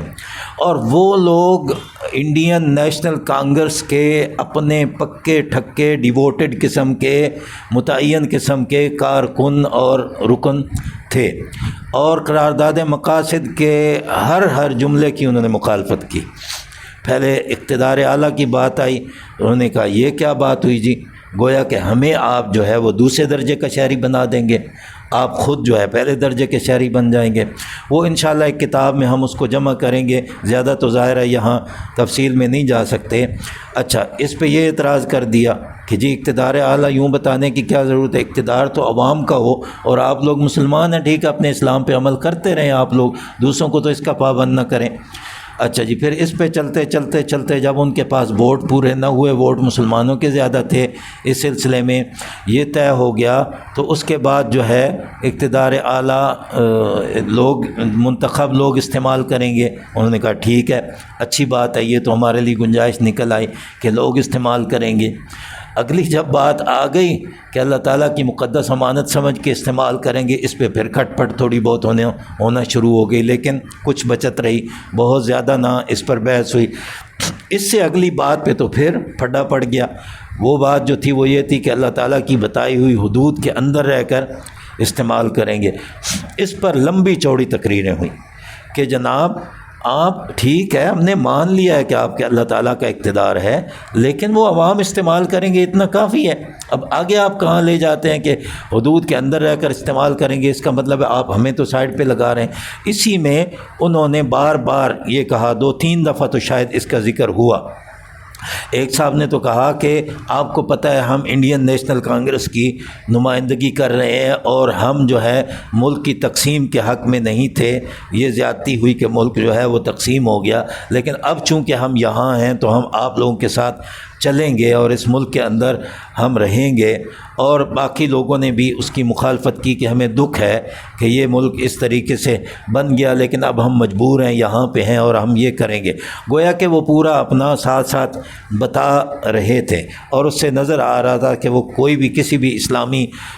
چیز کے لیے اس کے ساتھ جو ہے وہ شامل نہیں ہوں گے۔ تو بہت زیادہ اس پہ بحث ہوئی، اور جیسے میں نے عرض کیا کہ 4 دن بحث ہوتی رہی۔ باقی اقلیتوں وغیرہ والے جو دفعات ہیں ان پہ بھی کچھ بحث ہوئی، وہ اس سے زیادہ چیز جو ہے وہ اس کے اندر ڈلوانا چاہتے تھے، لیکن آخر میں جب ووٹ ہوئے تو ووٹوں میں مسلمانوں کے ظاہر ووٹ زیادہ تھے، اور قائد اعظم کی وہ بات سچی ثابت ہوئی کہ اگر اسمبلی میں مسلمان زیادہ ہوں گے تو وہ کس طریقے سے خلاف اسلام کوئی قانون بنائیں گے۔ تو وہ اللہ نے کیا، اور 12 مارچ کو 1949 کو یہ قرارداد مقاصد جو ہے یہ پاس ہو گئی۔ اور اب تک لبرل لوگ حضرات جو ہیں وہ اس کے پیچھے پڑے ہوئے ہیں کہ یہ زیادتی کی غیر مسلم ممبران کے ساتھ۔ بھائی غیر مسلم ممبران آپ نے بنائے کیسے ہیں اللہ کے بندو؟ یا تو الیکشن کرا کے تو جو لوگ تھے ان سے آپ ممبران بنوا لیتے۔ افراتفری کا زمانہ تھا، اور اگر انہوں نے مخالفت کی ہے تو اکثریت سے، جمہوریت کا تو یہی طریقہ ہے نا کہ اکثریت سے فیصلہ ہونا ہوتا ہے، تو اکثریت کے مطابق فیصلہ ہو گیا۔ اس پہ چھوٹا سا لطیفہ، پتنی ٹائم ضائع نہ ہوتا ہو، ڈاکٹر ایس ایم زمان صاحب نے مجھے ایک دن فون کیا کہ آپ لکھتے رہتے ہیں ان دستوریات پہ اور ان چیزوں پہ، پنجاب اسمبلی سے کہیں مجھے منگوا دیں ایس پی سنگھا کی جو تقریر تھی پاکستان بننے کے موقع پر، وہ مجھے کہیں سے منگوا دیں۔ تو میں نے وہاں فون کیا، انہوں نے کہا کہ ہماری جو رپورٹیں ہیں وہ تو اب آن لائن ہو گئی ہیں۔ تو اچھا ہو گیا، وہ آن لائن میں نے تلاش کی اور مل گئی۔ اس کی وجہ کیا تھی، کیوں مانگ رہے تھے؟ ہمارے ایک استاد تھے، جب میں نیشنل مینجمنٹ کورس کرنے لاہور گیا تھا تو وہاں ہمارے ایک ڈی ایس تھے ڈائریکٹنگ سٹاف، راؤ منظر حیات صاحب، وہ بڑے اچھے کالم لکھتے ہیں اخبارات میں۔ تو راؤ منظر حیات صاحب نے کالم لکھا تھا کہ thank U S P Singha, اور ان کا نقطہ نظر یہ تھا کہ ایس پی سنگھا اگر ساتھ نہ دیتا، ووٹ نہ دیتا، تو پاکستان نہیں بن سکتا تھا، اور پنجاب جو ہے وہ اس کے اندر شامل نہیں ہو سکتا تھا۔ ڈاکٹر ایس ایم زمان صاحب سے جو لوگ واقف ہیں ان کو پتہ ہوگا کہ وہ تو بال کی کھال اتارتے ہیں، وہ تو ہر چیز کا ایسا تجزیہ کرتے ہیں کہ کوئی بندہ کہہ نہیں سکتا کہ جی ڈاکٹر صاحب فلاں سائڈ تو رہ گئی، اس کو آپ نے ٹچ نہیں کیا۔ تو دوسرے دن انہوں نے ایسا کیا کہ جب میں نے ان کو دے دی وہ رپورٹ، تو اس کو پوری کو پڑھ کے تو انہوں نے اس کے اوپر ایک مضمون لکھا اور اسی اخبار کو بھیجا۔ تو جناب وہ لکھتے ہیں شکریہ ایس پی سنگھا مگر استحقاق، اور آگے سوالیہ نشان لگا دیا کہ جو شکریہ آپ نے ادا کیا ہے اس کا استحقاق کیا بنتا ہے، اور وہ پورے حقائق جو ہیں وہ اس کے اندر انہوں نے ذکر کر دیے۔ تو ابتدائی ایام تھے، دستور بنانے میں بہت مشکلات پیش آ رہی تھیں، ہر طرف سے یہی سلسلہ جو ہے وہ چل رہا تھا، اسمبلی کے اندر بھی اسمبلی کے باہر بھی، لیکن اللہ نے کیا یہ کام جو ہے یہ ہو گیا۔ جو ہی قرارداد مقاصد پاس ہوئی اسی دن، عام طور پہ جو قراردادیں ہیں کسی بھی قسم کی وہ نوابزادہ لیاقت علی خان پیش کیا کرتے تھے، یہ قرارداد بھی انہوں نے ہی پیش کی۔ آپ نے بتانا ہے رکنا ہوا تو جی ٹھیک ہے، ٹھیک ہے، آپ مجھے اشارہ کریں گے پھر رکوں گا انشاءاللہ۔ اچھا جی، تو اس کے بعد فوراً نوابزادہ لیاقت علی خان نے ایک اور قرارداد پیش کی 12 مارچ 1949 کو۔ اور یہ چیزیں اگر نوجوانوں کو شوق ہو تو آپ نیشنل اسمبلی آف پاکستان لکھیں گوگل پہ، تو نیشنل اسمبلی کی ویب سائٹ کھلے گی، اس پہ جو رپورٹیں ہیں نا، سرکاری رپورٹیں، وہ 1947 سے لے کے اب تک اپلوڈ ہو چکی ہیں، تو یہ آپ پڑھیں، بڑی پڑھنے کی چیز ہے۔ جو قرارداد مقاصد کی وہ ہے نا بحث، وہ بہت پڑھنے کی چیز ہے۔ ہم نے اردو ترجمہ کر لیا الحمدللہ، اس پہ مشتمل ایک کتاب آئے گی، لیکن آپ انگریزی پڑھیں، اچھی بات ہے، اس سے زیادہ بات کو سمجھ میں آ جائے گا۔ جو ہم اردو لکھیں گے اس میں تو کچھ نہ کچھ اپنی طرف سے تبصرہ تجزیہ جو ہے وہ بھی انشاءاللہ شامل کریں گے۔ تو یہ جو دوسری قرارداد آئی اس میں یہ تھا کہ یہ اسمبلی ایک ایسی کمیٹی بنا دے جو دستور کے بنیادی اصول طے کرے، اور اس بنیادی اصولوں کی جو شرط ہو وہ یہ ہونی چاہیے کہ قرارداد مقاصد کے اندر رہ کر اصول طے کرے۔ دیکھو کتنا اہتمام کیا جا رہا ہے کہ کسی موقع پہ اس کو بھول نہیں رہے ہیں۔ یہ قرارداد بھی پاس ہو گئی اور ایک کمیٹی اس دن بنا دی گئی، غالباً مجھے صحیح یاد نہیں 22 یا 23 اس کے ارکان جو ہیں وہ تھے، اور اس کا سربراہ جو ہے ابتدائی طور پہ قائد اعظم بنے، پھر جب قائد اعظم کا انتقال ہو گیا تو مولوی تمیز الدین خان صاحب جو ہیں وہ اس کے سربراہ رہے، اور بڑے بڑے لوگ اس میں علماء بھی تھے، مولانا شبیر احمد عثمانی بھی، اور ممتاز سیاستدان جو ہے وہ اس میں شامل ہوئے۔ اس کمیٹی نے پھر فیصلہ کیا کہ دستور کے تو کئی پہلو ہوں گے، انتظامیہ کا بھی فیصلہ کرنا ہوگا، مقننہ کا بھی کرنا ہوگا، عدلیہ کا بھی کرنا ہوگا، تو انہوں نے کئی ساری جو کمیٹیاں ذیلی کمیٹیاں ہیں وہ بنا دیں۔ اور اس سے بھی پہلے ایک کمیٹی بن چکی تھی بنیادی حقوق کی کمیٹی۔ دیکھیں اس سے پتہ چلتا ہے کہ پریشر جو ہے اسی وقت سے موجود تھا۔ ادھر اگر پاکستانی خود کوشش کر رہے ہیں کہ وہ دستور کے لیے کام کریں، تو ادھر دوسری طرف سے ایک کمیٹی کوئی ایسی منظر عام پہ آ جاتی ہے جس کا روداد میں کہیں ذکر نہیں ہے۔ حالانکہ بنیادی حقوق پہ یہ بھی کام کرنا تھا انہوں نے، لیکن وہ اس سے پہلے ہی ایک کمیٹی جو ہے وہ بنوا دی گئی۔ تو یہ کچھ جو ذیلی کمیٹیاں بنی تھیں ان میں سے ایک کمیٹی تھی صوبائی دساتیر اور تقسیم اختیارات ذیلی کمیٹی اصل تو بڑی تھی نا، تو ذیلی کمیٹی ایک کا یہ عنوان تھا، صوبائی دساتیر اور تقسیم اختیارات۔ پھر انہوں نے ایسا کیا اسمبلی نے کہ ایک بورڈ آف تعلیمات اسلامیہ بنایا۔ بورڈ آف تعلیمات اسلامیہ کو کہا کہ آپ رابطہ رکھیں گے اور آپ کے ساتھ رابطہ رکھے گی یہ ذیلی کمیٹی جو صوبائی دساتیر پہ اور اختیارات کی تقسیم پر مشتمل ہے، کیونکہ اصل تو اقتدار اعلیٰ کی بات تھی کہ اس کو طے کرنا تھا، باقی چیزیں تو بعد میں طے ہو سکتی تھیں۔ مزید اس بورڈ کو یہ کہا گیا کہ آپ کو اگر بنیادی اصولوں کی کمیٹی خود کوئی سوال بھیجتی ہے تو اس کا بھی آپ نے جواب دینا ہوگا، کوئی دیگر ذیلی کمیٹی آپ کو کوئی سوال بھیجتی ہے تو آپ نے اس کا بھی جواب دینا ہوگا۔ اس کمیٹی کے لیے پھر ایک دفعہ حکومت نے خط لکھا سید سلمان ندوی صاحب کو اور رابطہ کیا کہ آپ مہربانی فرمائیں تشریف لے آئیں۔ اچھا، کل شاید میں بھول گیا تھا یہ بتانا کہ وہ ریاست بھوپال کے قاضی القضات تھے اس زمانے میں، سید سلمان ندوی صاحب، تو یہ جہاں ضرورت ہوگی اس کو لگا لیجئے گا۔ تو ان دنوں قاضی القضات تھے ریاست بھوپال کے، پھر اس کے بعد حج کا سفر ان کو آ گیا۔ اچھا، تھوڑا سا اگر میں تجزیہ کروں، اگر غلط ہوا تو آپ آزاد تصحیح کر دیں کہ پاکستان بننے پر سارے علماء مطمئن نہیں تھے، علماء کا ایک طبقہ مطمئن تھا، شبیر احمد عثمانی جن کی قیادت کر رہے تھے، اور ایک طبقہ بالکل مخالف تھا جو کہ مولانا حسین احمد مدنی اور مولانا آزاد جن کی قیادت کر رہے تھے۔ کچھ علماء ایسے تھے جو ہندوستان میں رہتے ہوئے تو اسلام کا سیاسی نظام اور یہ ساری چیزیں کہ جی اگر ہم بنا تو دیتے ہیں، ضرورت پڑی تو ٹھیک ہے اس کو استعمال کر لیا جائے۔ تو سید صاحب کہ اس سے یہ لگتا ہے کہ پہلے بھی درخواست کی گئی، بعد میں بھی درخواست کی گئی، اور درخواست کے فوراً بعد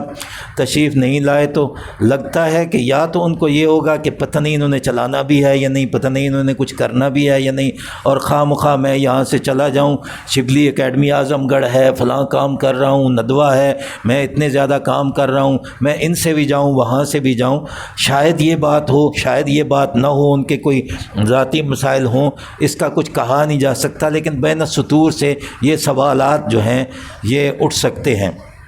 تو سید صاحب رحمۃ اللہ علیہ اس وقت تشریف لائے جب ان کی صاحبزادی جو کہ یہیں پہ ہوتی تھیں وہ سخت بیمار ہو گئیں اور وہ وہاں سے واپس آئے۔ کوئی ڈاکٹر صاحب نے آپ کو اس بارے میں بتایا ہو تو پھر مجھے بتائیے گا تصحیح کرنے کی۔ جی جی یہی بات ہے نا۔ تو صاحبزادی جب بیمار ہوئیں تو اس وقت وہ جو ہے آ گئے، وہاں سے آئے تو اس وقت دکھی بھی ہوئے تھے کافی۔ یہ ہمارا ایک المیہ ہے، اس کو آپس میں تذکرہ کرتے رہنا چاہیے کہ جو شبلی اکیڈمی انہوں نے خود بنائی تھی اس میں جب واپس گئے تو اس سے انہیں پریشانی ہوئی کہ ان کی وہ جو ہے آؤ بھگت یا وہ قدر و قیمت یا وہ انہیں محسوس نہیں ہوئی جو ہونی چاہیے تھی اور جتنی ان کی خدمات تھیں۔ پھر یہاں تشریف لائے تو اللہ تعالیٰ کی طرف سے ان کے یہاں رہنے کا انتظام ہوا۔ بیٹی کے لیے آئے اور کانسٹیٹیوئنٹ اسمبلی نے ان سے ذکر کیا کہ آپ مہربانی کریں آپ آ جائیں، تو انہوں نے کام کرنے سے انکار نہیں کیا، لیکن انہوں نے واپس جانے کی کوششیں بھی کیں، ساتھ ساتھ واپس جانے کی کوششیں کی تو وہ پھر ان کے حالات میں لکھا ہوا ہے کہ انڈین ایمبیسی اور یہ وہ ان لوگوں نے بہت زیادہ اس میں رکاوٹیں ڈالیں، تو ادھر سے دونوں کام چل رہے تھے۔ تو پھر انہوں نے ارادہ ترک کر دیا جانے کا، اور یہاں پہ بورڈ کی صدارت کے لیے جب انہیں کہا گیا تو انہوں نے فرمایا کہ بورڈ کی میں صدارت کروں گا، لیکن جب آپ نئے سرے سے پہلی رپورٹ شائع ہو گئی تھی اس وقت، اور پہلی رپورٹ پہ اختلافات ہوئے تھے، بورڈ کی نہیں بلکہ بنیادی اصولوں کی کمیٹی کی، اور بورڈ سے بھی کچھ نہ کچھ سوالات پوچھ لیے گئے تھے۔ اب بورڈ جو ہے ایک لمبا موضوع ہے، اس کے لیے الگ لیکچر کی ضرورت ہے۔ ڈاکٹر صاحب نے پھر دعا کی تو ہم آئیں گے انشاءاللہ، تو اس کے اوپر ہم ذکر کریں گے۔ میں وعدہ نہیں کر رہا، دعا کا عرض کر رہا ہوں تاکہ ہم جی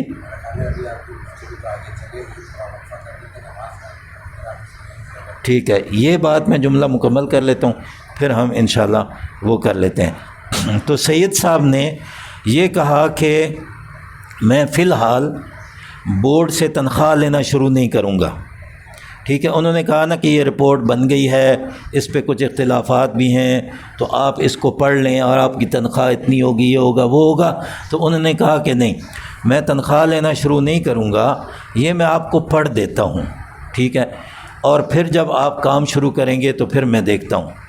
اور اس کے ساتھ انہوں نے کیا کیا، اب اس کا حوالہ ڈاکٹر صاحب کہیں ڈھونڈیں کہ کہاں انہوں نے مکتبہ قائم کیا۔ کراچی میں مکتبہ بنا کے کتابیں بیچتے رہے۔ کون؟ سید سلیمان ندوی۔ اندازہ لگائیں، کتابیں بیچ کے ان دنوں میں وہ یہاں گزارا کرتے رہے۔ اگر آپ حضرات کھوج لگا سکیں کوئی طالب علم یا محققین تو بڑی اچھی بات ہو کہ کون سی بلڈنگ تھی اور کہاں پہ انہوں نے کتابیں بیچی تھیں۔ تو دوسری شرط انہوں نے یہ لگائی کہ آپ نے ہمیں دستور کے لیے کہا ہے، تو دستور تو بن جائے گا، قانون جو ہے اس کا کیا بنے گا؟ قانون تو انگریز والا نافذ ہو چکا ہے، وہ اڈاپٹ کر لیے گئے تھے انگریز والے قوانین، اس لیے آپ انتظام کریں کوئی قوانین کو بھی اسلام کے مطابق ڈھالنے کا، تو پھر میں صدر بنتا ہوں بورڈ کا، اس کے علاوہ میں صدر نہیں بنتا۔ تو یہاں پہ ہم وقفہ کر لیتے ہیں، یہاں سے ہمارے کام کی چھوٹی چھوٹی دو برانچیں، ایک بڑی برانچ ہو جائے گی، ایک چھوٹی، ایک دستور والی آگے چلے گی اور ایک پھر قانون والی آگے چلے گی۔ نماز پڑھ لیتے ہیں، بہت شکریہ، جزاک اللہ۔ السلام علیکم۔ بسم اللہ الرحمن الرحیم۔ تو یہ جو پہلی رپورٹ آئی تھی دستور کی، اس کو میمورنڈم کے نام سے جاری کیا گیا تھا۔ اس کے اندر ہمارے مشرقی پاکستان کے بھائیوں کو اردو زبان کا مسئلہ جو ہے وہ مشکل میں ڈال رہا تھا کہ بنگالی کو ان کے خیال میں اگنور کیا گیا تھا اور یہ ان کے ساتھ زیادتی تھی۔ کچھ دینی حضرات نے اس پر اعتراض کیا کہ یہ جو آپ نے کہا ہے کہ قرارداد مقاصد محض ڈائریکٹو پرنسپل ہوگی دستور کے لیے، تو یہ آپ ہمارے ساتھ گڑبڑ کر رہے ہیں۔ ڈائریکٹو پرنسپل تو موم کی ناک ہوگی، ہم جیسے سمجھ رہے ہیں یہ تبصرہ ہے، موم کی ناک ہوگی ڈائریکٹو پرنسپل، اس کو جدھر مرضی ہم موڑ لیں اور اس کے مطابق چلتے رہیں۔ یہ کیا بات ہوئی کہ قرارداد مقاصد جو ہے وہ ڈائریکٹو پرنسپل ہوگی، بنیادی اصول ہوگی، تو پھر آگے فروع جو اس پہ آپ نے بنانے ہیں تو وہ کیسے ہوں گے؟ تو اس طرح کے کچھ اعتراضات جو ہیں وہ اس کے اوپر آ رہے تھے، اور اس حد تک اس میں جو وہ تھا بورڈ آف تعلیمات اسلامیہ کا کردار، اس میں سید سلمان ندوی صاحب تو سربراہ تھے، مفتی محمد شفیع صاحب بھی اس کے ممبر تھے، مفتی جعفر حسین مجتہد شیعہ ممبر تھے، اور ایک جج صاحبان تھے، میمن صاحب ان کا نام تھا، اب نام جو ہے وہ مجھے یاد نہیں رہا، میں دیکھ کے کہیں بتا دوں گا، میمن صاحب۔ تو انہوں نے سفارشات پیش کرنی تھی۔ ان کے پاس سب سے پہلے سوالات لکھے ہوئے آئے، کس کی طرف سے؟ وہ جو ذیلی کمیٹی ان کے ساتھ لگائی گئی تھی، اٹیچ کی گئی تھی، صوبائی دساتیر و تقسیم اختیارات کمیٹی۔ تو سوالات بھیجے گئے وہ زیادہ تر اقتدار اعلیٰ کے بارے میں تھے۔ تو اقتدار اعلیٰ کے بارے میں ظاہر ہے اب یہ تو انہوں نے دیکھ لیا تھا بزرگوں نے، جو کل بھی سوال ہوا کہ خلافت کے لیے کیوں نہیں تھا، اور یہ وہ انہوں نے دیکھ لیا تھا کہ اب ہمیں کوئی اصطلاح تو دور جدید کی ہی استعمال کرنی پڑے گی۔ تو انہوں نے صدر کا یا سربراہ ریاست کا، صدر کا نہیں، سربراہ ریاست کا لفظ جو ہے وہ استعمال کیا۔ شاید اس میں وسعت رکھی ہو کہ آگے جا کے تعین کر لیں گے سربراہ ریاست کس نے بننا ہے، امیر کہنا ہے، خلیفہ کہنا ہے، صدر کہنا ہے، ہم نے کیا کہنا ہے۔ فی الحال سربراہ ریاست جو ہے وہ ٹھیک ہے۔ اچھا، قائد اعظم کا بھی بظاہر ذہن یہ لگتا ہے کہ وہ صدارتی نظام کے حق میں تھے، تو بورڈ نے جو اس پہ سفارشات دیں سربراہ ریاست بنا کے، اس کے ساتھ ایک شورا نہیں بلکہ کئی شورائیں تجویز کر دیں۔ ایک کہا کہ سربراہ ریاست کی ایک شورائے تنفیذی ہو، شورائے تنفیذی ایگزیکٹو کونسل آپ کہہ سکتے ہیں، اس میں وزراء وغیرہ ہوں گے، مختلف محکمے جو ہیں ان کے پاس ہوں گے۔ ایک ہوگی شورائے تقنینی، پھر یہ طے کرنا تھا کہ قوانین جو پہلے سے طے شدہ ہیں اسلام کے، اس پہ تو کوئی قانون نہیں بنائے گا، اور جو طے شدہ نہیں ہے اس کے بارے میں قانون سازی کرنی ہوگی۔ یہ کام شورائے تقنینی کرے گی۔ ایگزیکٹو جو کونسل تھی وہ سربراہ ریاست نے خود مقرر کرنی تھی شورائے تقنینی کے مشورے سے، اور شورائے تقنینی جو ہے وہ عوام نے منتخب کرنی تھی، جیسے اب ہماری پارلیمنٹ ہوتی ہے مقننہ۔ ایک انہوں نے تجویز کی شورائے تبلیغی۔ شورائے تبلیغی کا کام یہ تھا کہ وہ میڈیا وغیرہ اور لوگوں کے ساتھ رابطے اور امر بالمعروف نہی عن المنکر اور سارا، گویا کہ میڈیا وغیرہ کا سارا کام اس کے ہاتھ میں ہونا تھا۔ تو اس لحاظ سے وہ ہمارے آج کے دور سے ایڈوانس چل رہے تھے کہ میڈیا کا جو بھی ہے وہ بہت کردار ہے، وہ کیسا میڈیا ہے، کس طریقے کا ضرورت ہوگا، یہ ایک الگ چیز تھی۔ یہ 3 شورائیں ہو گئیں، اور ایک تھی شورائے عدلیہ، ججز الگ ہونے تھے اور شورائے عدلیہ جو ہے وہ الگ ہونی تھی، جیسے اب سپریم کونسل ہمارے پاس ہے۔ تو یہ جب انہوں نے طے کر دیے اور اس میں سے کم چیزیں اس رپورٹ کے اندر ڈالی گئیں جو کہ بیسک پرنسپل کمیٹی نے جاری کی میمورنڈم کے نام سے، تو پھر اس سے بھی اضطراب پیدا ہوا کہ ان لوگوں نے تو اس کو بالکل بدل دیا ہے۔ ادھر سے یہ ہوا کہ وہ رپورٹ بھی جاری ہو رہی تھی اور ادھر سے سوالات دوبارہ بورڈ کے پاس پہنچ گئے، اور اس میں باقاعدہ یہ سربراہ ریاست تھا نا، انہوں نے باقاعدہ یہ کہہ کے سوال کیا کہ آپ نے صدارتی نظام تجویز کیا ہے تو اس کی وجہ کیا ہے، یہ بتائیں۔ وہ جو رپورٹ تھی اس کے اندر بھی صدر کا نام نہیں تھا، جو بیسک پرنسپل کمیٹی کی تھی، اس کے اندر بھی ہیڈ آف اسٹیٹ تھا، ٹھیک ہے۔ تو شاید انہوں نے تعبیر کی ہو یا جان بوجھ کے بتایا ہو، تو ظاہر ہے جب کام ہو رہے ہوتے ہیں تو اس میں سارے کوئی جنید بغدادی تو نہیں ہوتے، یا سارے بدنیت بھی نہیں ہوتے، ہو سکتا ہے کہ کسی نے تعبیر یہ کی ہو، یا ہو سکتا ہے کہ وہ اس کو موڑ کے ذرا طریقے سے صدارتی نظام کی طرف لانا چاہتے ہوں۔ اس کو ہم تجزیہ یا تبصرہ کہہ سکتے ہیں، یہ کوئی ایسی چیز نہیں ہے اتھینٹک کہ ہم کہیں کہ یہی بات ہوئی تھی۔ اچھا، جب یہ اعتراضات آئے تو پھر لیاقت علی خان صاحب نے کہا کہ اچھا ہم ایسا کرتے ہیں، یہ جو میمورنڈم ہے، یہ جو رپورٹ ہے، اس کو ہم اخبارات میں شائع کرتے ہیں اور عوام کو ہم کہتے ہیں کہ آپ لوگ رائے دیں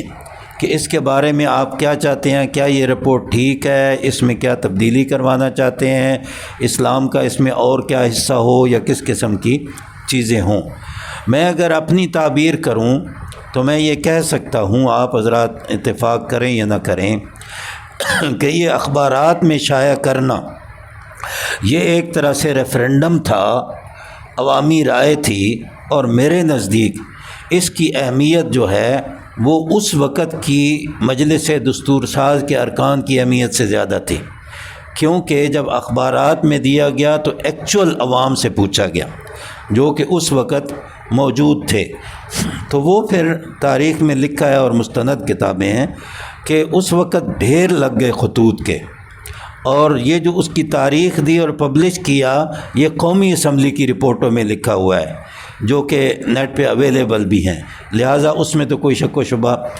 نہیں ہو سکتا۔ تو وہ جو تاریخ دی تھی غالباً وہ تھی 31 جنوری 1951، مجھے یوں یاد پڑتا ہے کہ اس تاریخ تک آپ لوگوں نے اپنے سارے خطوط جو ہے وہ لکھ دینے ہیں تاکہ ان کو ہم جمع کر لیں۔ وہ جب خطوط آ گئے تو پھر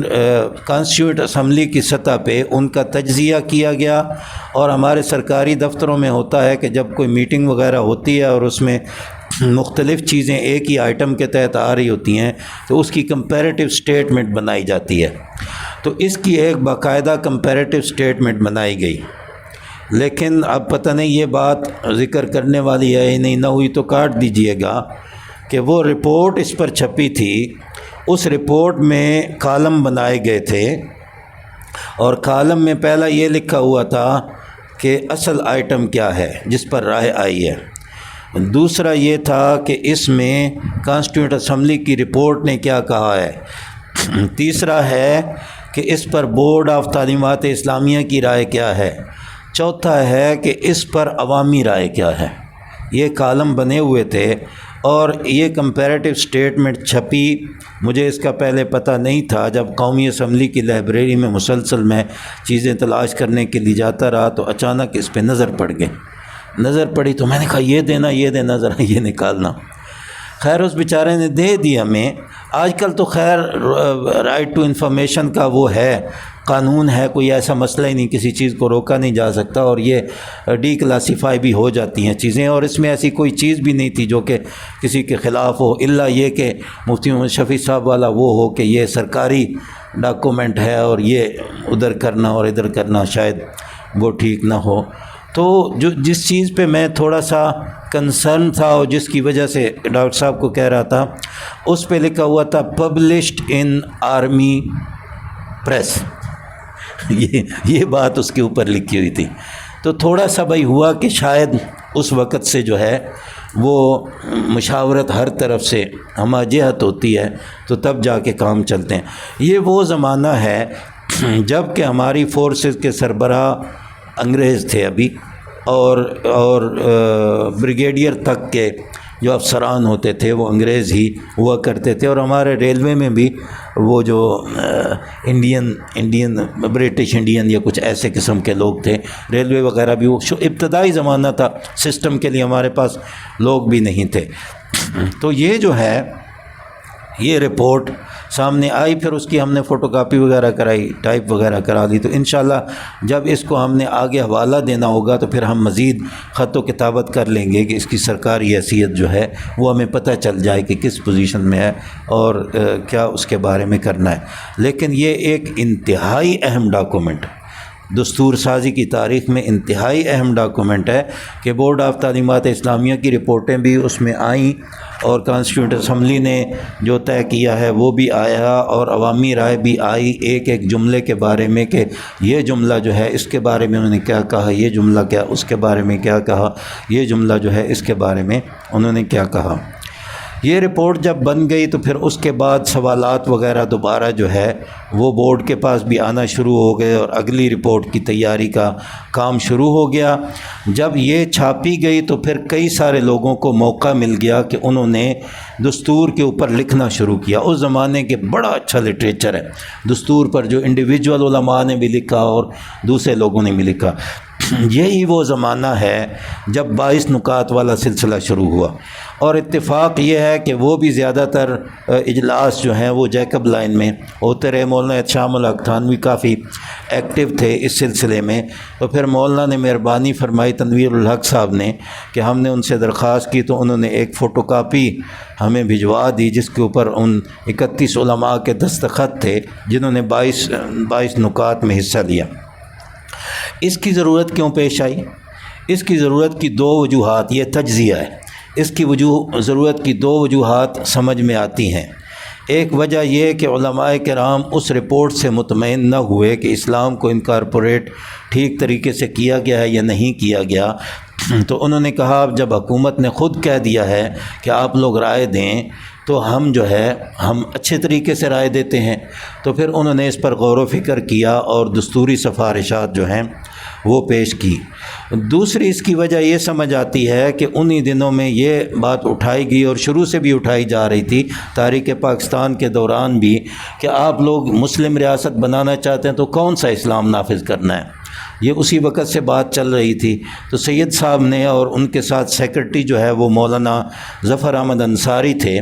انہوں نے فیصلہ کیا کہ تمام مکاتب فکر کے علماء کو ہم جمع کرتے ہیں اور ان سے رائے لے لیتے ہیں۔ مولانا تنویر الحق صاحب نے تو بتایا کہ اس میں زیادہ کردار میرے والد گرامی کا تھا، تو ہوگا، مولانا احتشام الحق تھانوی اس وقت بہت زیادہ ایکٹیو تھے، تو اس میں ہم تو یہ نہیں کرتے کہ کس کا کتنا تھا اور کس کا کتنا نہیں تھا، ہم تو اس کی بات کر رہے ہیں کہ یہ ماشاءاللہ کام ہوا۔ علماء کرام کی کاوشوں سے یہ 31 علماء، بعد میں 33 علماء بھی ہوئے، یہ جمع ہو کے انہوں نے بہت سارے اجلاس کیے اور دستوری سفارشات کے 22 نکات انہوں نے طے کر کے تو وہ اسمبلی میں انہوں نے بھی جمع کروا دیے۔ اس زمانے میں پاکستان بننے کے بعد جمعیت علماء اسلام جو کہ کافی متحرک تھی مولانا شبیر احمد عثمانی کی سربراہی میں، پاکستان بننے سے پہلے وہ غیر فعال ہو گئی اس وجہ سے کہ مولانا عثمانی مہاجرین وغیرہ کو ایڈجسٹ کرانے میں اور دستور بنانے میں اور علمی کاموں میں بہت زیادہ فعال ہوئے۔ تو پھر کچھ عرصہ گزرنے کے بعد جمعیت علماء اسلام کی ہیئت جو ہے وہ بنائی گئی، تو نائب صدر غالباً مفتی محمد شفیع صاحب رحمۃ اللہ علیہ تھے، ان کے نام کے ساتھ ایک رپورٹ جو ہے تجاویز کی دستور کے اندر یہ جمعیت علماء اسلام کی طرف سے بھی پیش کی گئی، وہ کہیں سے ہمیں جو ہے وہ مل گیا، کچھ صفحات پر مشتمل ہے، انگریزی میں وہ ترجمہ کروا کے تو انہوں نے پیش کیا۔ تو اس طریقے سے علماء نے ہر جہت سے، ہر سمت سے کوشش کی کہ دستور کی اسلامیت جو ہے وہ کسی طریقے سے کمپرومائز نہ ہو۔ تو پھر اب ہم ان کاوشوں کو یہیں پہ چھوڑ کے تو تھوڑا سا دوسری برانچ کو لے لیتے ہیں کہ سید سلمان ندوی رحمۃ اللہ علیہ نے کہا تھا کہ دستور تو آپ بنا رہے ہیں اسلام کے مطابق، قانون کا کیا ہوگا، اور میں تب صدارت قبول کروں گا کہ آپ کوئی قانون کے لیے بھی ایسا انتظام کر دیں کہ ان قوانین کو اسلامی احکام کے مطابق بنایا جا سکے۔ تو پھر فروری 1952 میں ایک نوٹیفیکیشن جاری ہوا، جس نوٹیفیکیشن کے تحت ایک لا کمیشن بنایا گیا۔ لا کمیشن کے ذمے لگایا گیا کہ اب تک کے جتنے قوانین اڈاپٹ کیے گئے ہیں ان قوانین کے اوپر آپ نظر ثانی کر کے حکومت کو یہ آپ سفارش کریں گے کہ ان کو قرارداد مقاصد کے اصولوں کے مطابق کیسے بنایا جا سکتا ہے۔ بعد میں جو اصطلاح استعمال ہوئی وہ قرآن و سنت کے احکام کی اصطلاح تھی، اس وقت تک قرارداد مقاصد کے اصولوں کی اصطلاح جو ہے وہ استعمال ہو رہی تھی۔ جسٹس محمد شریف کو اس کا سربراہ جو ہے اس کمیشن کا بنایا گیا۔ سید سلمان ندوی صاحب بھی اس کے ممبر تھے اور ان کی سفارش پر مولانا مفتی محمد شفیع صاحب رحمۃ اللہ علیہ کو بھی اس کا ممبر بنایا گیا۔ اب یہاں بھی تجزیہ ہے۔ تجزیہ کس کی روشنی میں ہے کہ چند دن پہلے ہمیں ایک فائل ملی، ہم نے درخواست کی تھی نیشنل ڈاکومنٹیشن ونگ جو ہے حکومت پاکستان کا، تو انہوں نے ہمیں ایکسیس دی تھوڑی سی، تو فائلیں تلاش کیں۔ اس میں سے اس جو کمیشن تھا اس کی ایک فائل ملی جس میں خط و کتابت تھی کمیشن کے درمیان اور کیبنٹ کے درمیان۔ اس سے یہ معلوم ہوتا ہے کہ کمیشن یہ چاہ رہا تھا کہ فوری طور پہ اسلامی سزائیں نافذ کر دی جائیں، یہ تجزیہ ہے، فوری طور پہ اسلامی سزائیں نافذ کر دی جائیں، اور کیبنٹ ڈویژن ان کو لکھ رہا تھا کہ آپ مہربانی کریں، تھوڑا سا اس پہ غور کریں، ہاتھ کاٹنا اور پاؤں کاٹنا اور سولی چڑھانا اور یہ کرنا وہ کرنا، تو تھوڑا سا اس پہ غور کریں۔ اس پہ خط و کتابت کافی لمبی ہوئی، سن 52 میں بھی چلتی رہی، 53 میں بھی چلتی رہی، کوئی 10-12 خط شاید ہوں گے اگر میں غلط نہیں کہہ رہا، کوئی بھول نہیں رہا تو وہ خطوط اس طریقے سے چلتے رہے۔ اب یہ جائز تھا یا نہیں جائز تھا، ٹھیک تھا یا نہیں ٹھیک تھا، تو ڈاکٹر محمود غازی رحمۃ اللہ علیہ نے اس پہ ایک دفعہ تبصرہ کیا تھا کہ اتفاق ایسا ہوا کہ عالم اسلام میں جب بھی اسلام نافذ کرنے کی کوشش کی گئی تو سب سے پہلے ابتدا جو ہے وہ سزاؤں سے کی گئی، اور اس سے مسائل پیدا ہوئے۔ مسائل تو پیدا ہوتے ہیں، نبی کریم صلی اللہ علیہ وسلم کی حیات طیبہ کو ہم دیکھتے ہیں تو مکہ مکرمہ میں سزاؤں سے اوائڈ کیا اور جا کے مدینہ منورہ میں اس کا سلسلہ شروع کیا، پہلے تربیت کی ہے وہ۔ تو غازی صاحب نے یہ تفصیل فرمائی تو نہیں، لیکن بظاہر یہ لگتا ہے اس کا اگر ہم خود مطلب نکالیں تو اس کا مطلب یہ نکلتا ہے کہ پہلے ہم کوئی ویلفیئر کے اسلامی کام کرتے اور اسلامی ویلفیئر سٹیٹ بنا لیتے، لوگوں کے لیے کچھ سہولیات مہیا ہو جاتی، کچھ دین پر چلنے کے حالات پیدا ہو جاتے۔ جب ایسا ہو جاتا تو پھر ہم پکڑتے ان لوگوں کو جو چوریاں کر رہے ہوتے یا جو اس طرح کے غلط کام کر رہے ہوتے، تو ہم اس طرح کر لیتے۔ تو یہ ایک حقیقت ہے، تو میں نے بیان کرنا ضروری سمجھا تاکہ ہمیں آئندہ سوچنے میں مدد ملے کہ ہم نے دور جدید میں اگر اسلام کے لیے کام کرنا ہے اور سیاسی طور پہ اسلام کو لانا ہے تو کیا کیا مشکلات آ سکتی ہیں، اور پریارٹیز جو ہے وہ ہم نے کس طریقے سے طے کرنی ہے۔ تو ہر جو مشکل آتی ہے اس میں سے اپرچونٹیز نکلتی ہیں، اس کو دیکھنے کی ضرورت ہوتی ہے۔ تو اس پر جو خط و کتابت چلتی رہی اس کا کوئی فیصلہ نہ ہو سکا، اور آخری زمانے میں تو ایسا ہوا 1956 سے تھوڑا سا پہلے کہ کیبنٹ ڈویژن کے زیادہ خط اس طرف یہی آتے رہے کہ آپ کو خط لکھا تھا ابھی تک جواب کا انتظار ہے، آپ کو خط لکھا تھا ابھی تک جواب کا انتظار ہے، پھر آیا آپ کو خط لکھا تھا ابھی تک جواب کا انتظار ہے۔ جب دستور بن گیا 1954 میں، تو اس دستور کے بننے کے بعد کیبنٹ ڈویژن نے یہ طے کیا اور نوٹنگ شیٹ پہ یہ لکھا ہوا ہے کہ اب یہ جو رپورٹ ہے یہ ہم نے نئے کمیشن کے سامنے پیش نہیں کرنی، اور اس کمیشن کو اب کلوز کیا جائے، کیونکہ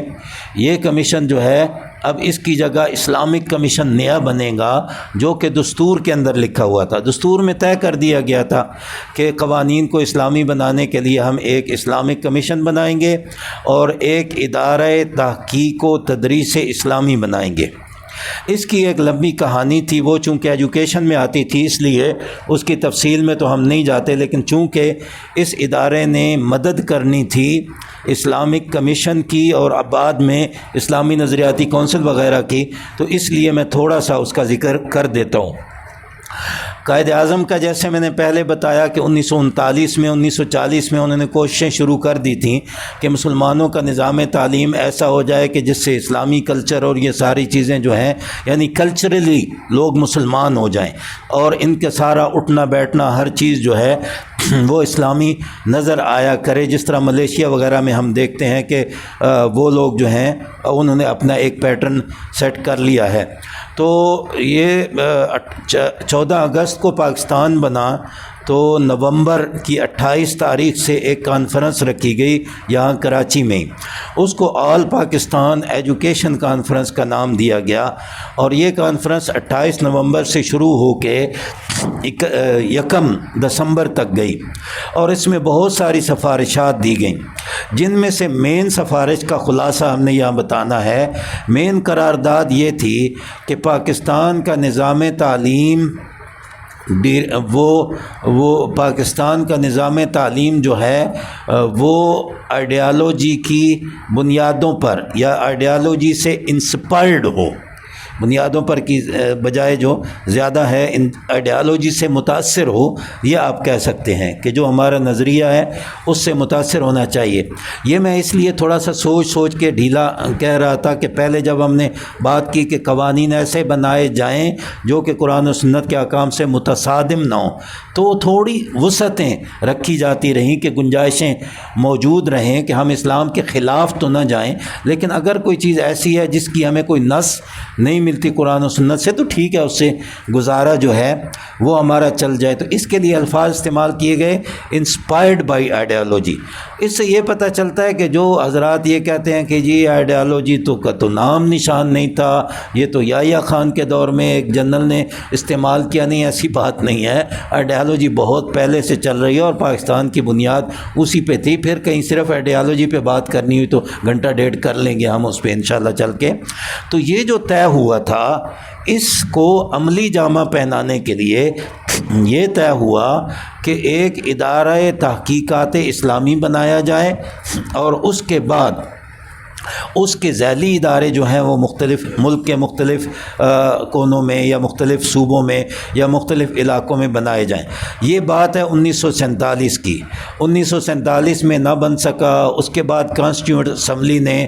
بعض ممبران نے پھر سوال اٹھایا کہ جی وہ قرارداد پاس ہوئی تھی، آپ نے تو ادھر تحقیقات اسلامی کوئی نہیں بنایا۔ پھر آگے پھر جا کے تو اس کا سوال اٹھایا گیا، یعنی مسلسل وقفے سے کانسٹیٹیوئنٹ اسمبلی میں اس کا سوال اٹھتا رہا کہ آپ نے اسلامی نظام تعلیم لانے کے لیے ایک ادارہ بنانا تھا، وہ تو آپ نے بنایا نہیں ابھی تک۔ تو کانسٹیٹیوشن بننے سے پہلے 1954 میں یہ ادارہ جو ہے ابتدائی طور پہ قائم کر دیا گیا کراچی میں۔ اس کے میں نے اس وقت کے کوئی تلاش کر لیے تھے جو لیٹر ہیڈ پیڈ وغیرہ ہیں، کہیں پڑے ہوں گے، لیکن ڈاکٹر صاحب سے میں نے ایک دفعہ ذکر بھی کیا تھا، پھر میں عرض کروں گا کہ وہ بلڈنگ ہم تلاش کرنے کی کوشش کریں یا وہ روڈ جہاں پہ یہ ادارہ جو ہے بنا تھا۔ تو 1954 میں بنا، تو اس کا پہلا جو ڈائریکٹر ہے وہ بنایا گیا علامہ عبدالعزیز المیمنی کو۔ علامہ عبدالعزیز المیمنی جو ہے میمن فیملی سے ظاہر تعلق رکھتے تھے، اور عربی میں اس وقت سارے اجمیوں میں عربی میں شاید ان کا پہلا نمبر تھا، اور عرب لوگ بھی ان سے عربی پڑھا کرتے تھے، بہت بڑے استاد تھے عربی کے، اور اسلامی کتابوں کے تو وہ عاشق تھے۔ ان کو اگر حکومت پیسے دیتی کہ جائیں فلاں ملک سے آپ کتابیں جو ہیں وہ تلاش کر کے لے آئیں، تو وہ نیچے سو جاتے تھے، 2 دن کھانا نہیں کھاتے تھے، پانی پہ گزارا کر لیتے تھے، اور کچھ پیسے بچا بچو کے لا کے واپس کر دیتے تھے۔ تو انہوں نے اس کے لیے کتابیں جو ہیں جمع کرنا شروع کی اور بہت اچھا کام کیا، لیکن اس ادارے کو سیدھا ہوتے جو ہے وہ 1960 تو بج ہی گئے، 1960 آ گیا تقریباً اس کو سیدھا ہوتے، لیکن پہلا اس کا جو نوٹیفیکیشن ہے وہ 1954 میں ہوا، دوسرا نوٹیفیکیشن 1958 میں ہوا، تیسرا نوٹیفیکیشن 1960 میں ہوا، پھر جب ایوب خان صاحب آ چکے تھے تو وہ ڈاکٹر فضل الرحمان صاحب کو اس کے لیے لائے، اور پھر یہ ادارہ جو ہے اس نے کام کرنا شروع کیا، مختلف قسم کے اس نے کام کیے۔ تو دستور کے اندر اسی ادارے کو اس نام سے رکھا گیا، ادارہ تحقیق و تدریس اسلامی، لیکن وہ بنانے میں پھر سستی ہو گئی، تو اسی پچھلے ادارے کو ہی جب اسمبلی میں سوال اٹھتا تو حکومت کہہ دیتی کہ اچھا ایک ادارہ کام کر رہا ہے، اسی کو ہم یہ شمار کر لیتے ہیں اور اسی کو چلاتے ہیں۔ سچی بات ہے کہ شروع میں وسائل بھی نہیں ہوا کرتے تھے، مشکلات بھی تھیں، کچھ نیت میں بھی کہہ سکتے ہیں کہ کسی کے فرق تھا یا نہیں تھا، وہ جو بھی سلسلہ تھا، لیکن حالات بھی واقعی خاصے مشکل تھے۔ تو ادارہ تحقیق و تدریس اسلامی جو بننا تھا، اس کے دوسرے کاموں میں سے ایک کام یہ بھی تھا کہ جو اسلامک کمیشن قوانین پہ غور و خوض کرے گا اور جو وہ اسلامی احکام کو مرتب کرے گا کہ ان کی بنیاد پر قوانین بنائے جا سکیں، تو تحقیقی کام جو ہے یہ ادارہ اس کے لیے کر کے دیا کرے گا۔ تو واقعتاً ادارہ تحقیقات اسلامی جو تھا وہ اس اسلامک کمیشن کے لیے تحقیقی کام کچھ کرتا رہا، اور اسلامک کمیشن کے کوئی 3-4 اجلاس ہوئے ہوں گے، زیادہ تر کراچی میں ہوئے، کوئی ایک آدھا لاہور میں ہوا ہوگا۔ مولانا امین حسن اصلاحی اس کے ممبر تھے، اور آئی قاضی صاحب اس کے ممبر تھے کراچی یونیورسٹی میں، جن کی قبر ہے، اور اسی طریقے سے غلام احمد پرویز اس کے ممبر تھے،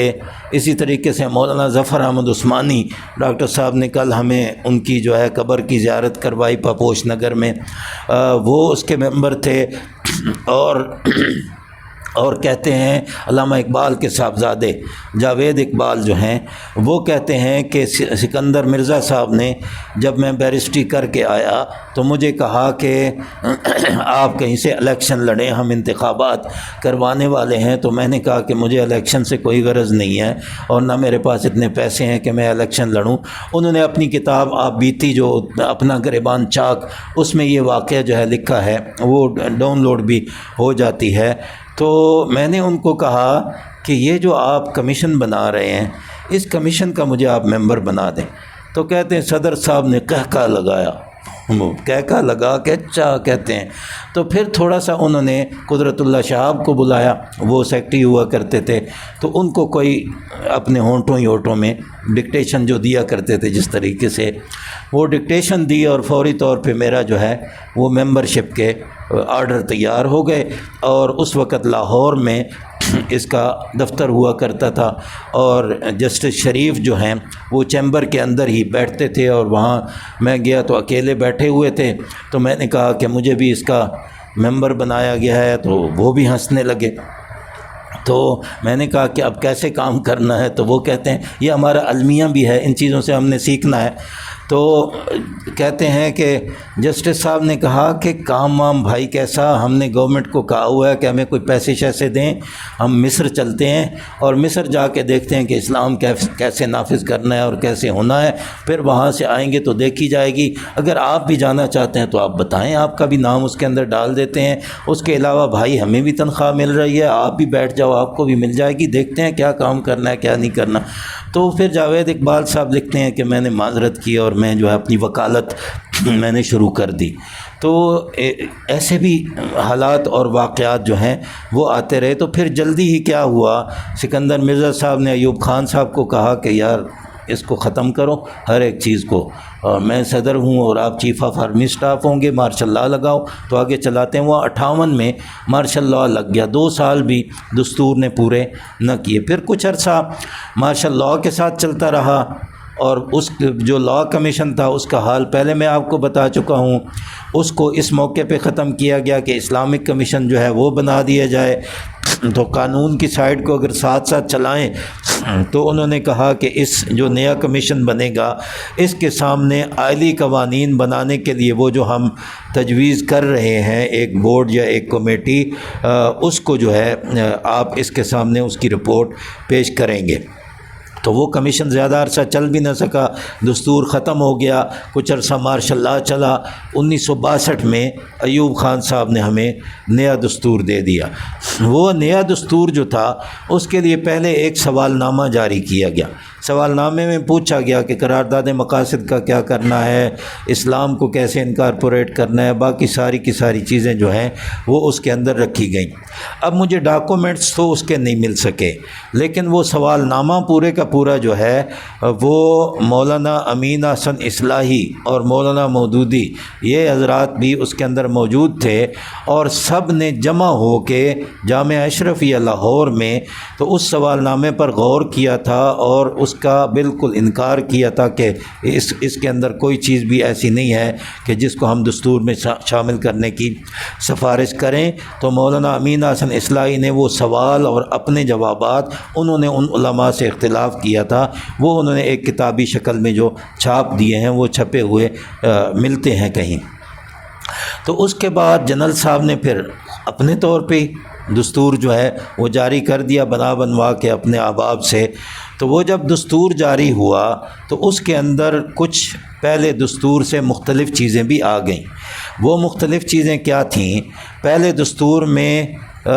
ملک کا نام تھا اسلامی جمہوریہ پاکستان، نئے دستور میں آ گیا جمہوریہ پاکستان، اسلامی ختم ہو گیا۔ پہلے دستور میں قرارداد مقاصد جو لکھی ہوئی تھی وہ پہلے والی تھی، اور اس میں الفاظ شامل تھے کہ عوامی نمائندے جو ہے وہ اقتدار اعلیٰ استعمال کریں گے مقدس امانت سمجھ کے within the limits prescribed by ہم، ان حدود کے اندر رہتے ہوئے جو کہ اللہ تعالیٰ نے مقرر کی ہیں۔ تو یہاں سے یہ الفاظ اڑا دیے گئے تھے within the limits prescribed by ہم، وہ ختم ہو گیا تھا۔ اس کے بعد ایسا ہوا تھا کہ جو اسلامک کمیشن تھا اس کے ذمہ داریوں میں یہ شامل تھا کہ سابقہ قوانین جو انگریز والے ہیں اس پر آپ نظر ثانی کریں گے اور ہمیں اس کے بارے میں سفارشات دیں گے۔ اس میں وہ سلسلہ ختم کر دیا گیا تھا، اور اس میں کہا گیا تھا کہ جب آپ سے کوئی سوال ہم پوچھیں گے تو پھر آپ نے اس کے بارے میں جواب دینا ہے۔ اور ایک کام ان کے ذمہ لگایا گیا تھا کہ آپ ہمیں ایسا مجموعہ احکامی اسلام کا مرتب کر کے دیں گے کہ اگر ہم قانون سازی میں اس سے استفادہ کرنا چاہیں تو کر سکیں۔ جب یہ دستور سامنے آیا اور اس دستور کے تحت پھر الیکشن ہوئے، اور وہ بی ڈی والے الیکشن جو ہیں ان کے تحت ہوئے تھے، بیسک ڈیموکریسیز کے تحت، تو اس کے بعد جو اسمبلی وجود میں آئی، اس اسمبلی میں ظاہر ہے مشرقی پاکستان بھی تھا، مغربی پاکستان بھی تھا۔ تاریخ پاکستان میں بھی ہم نے دیکھا کہ مشرقی پاکستان کے لوگ جو ہیں وہ بہت زیادہ آگے اور اس طریقے سے تھے۔ تو ان چیزوں پر بہت زیادہ بحث ہوئی، اور کسی چیز پہ بحث ہونے کی نوبت ہی نہیں آئی۔ اگر کوئی بھی چیز آتی تھی تو پہلے جو ہے وہ اسی کا سوال اٹھایا جاتا تھا کہ یہ تبدیلیاں کیوں کی گئیں۔ اور وزیر قانون جو تھے شیخ، پتہ نہیں شیخ کیا نام تھا، میں بھول گیا، شیخ تو تھے، آگے میں بھول گیا کیا ہے، پھر بتاؤں گا کبھی انشاءاللہ۔ اچھا، وزیر قانون جو ہے سمجھاتے رہے کہ نہیں، ہم نے اسلامک کمیشن ہم نے اسلامی نظریے کی مشاورتی کونسل جو ہے وہ بنا دی ہے۔ انہوں نے نام کمیشن کی بجائے اسلامی نظریے کی مشاورتی کونسل رکھا، اور دوسرا جو ادارہ تھا اس کا سینٹرل ادارہ تحقیقات اسلامی نام رکھا، اور یہ تجویز رکھا کہ دوسرے جو صوبے ہیں ان کے اندر بھی اسی طرح کے ادارے قائم کیے جائیں گے۔ تو وزیر قانون بھی مطمئن نہ کر سکے۔ اس میں اب ایک چیز جو ہے وہ تجزیے کے طور پہ ہے، ان کو یہ تو وہ چیزیں تو نکال دی گئیں کہ آپ نے سابقہ قوانین پہ غور و فکر کر کے بتانا ہے، لیکن نئے قوانین کے لیے جو پروسیجر رولز بنائے تھے، پروسیجر رولز الگ ہوتے ہیں دستور سے، وہ ہر اسمبلی کے اپنے ہوتے ہیں کہ کس طریقے سے یہاں بل پیش ہوگا، کس طریقے سے اس پہ کارروائی ہوگی، اور کب وہ قانون بن چکا ہوگا، اور درمیان میں کیا کیا کام ہوں گے۔ پروسیجر رولز میں ایک بہت اچھی چیز لکھ دی گئی تھی، اور وہ یہ لکھی گئی تھی کہ اگر کوئی قانون بنتے ہوئے کوئی ممبر اسمبلی اعتراض کرتا ہے کہ یہ قانون قرارداد مقاصد کے خلاف ہے، یہ اسلامی احکام کے خلاف ہے، تو پھر حکومت کی ذمہ داری ہوگی کہ اس کو مطمئن کرے کہ نہیں، یہ اسلام کے خلاف نہیں ہے۔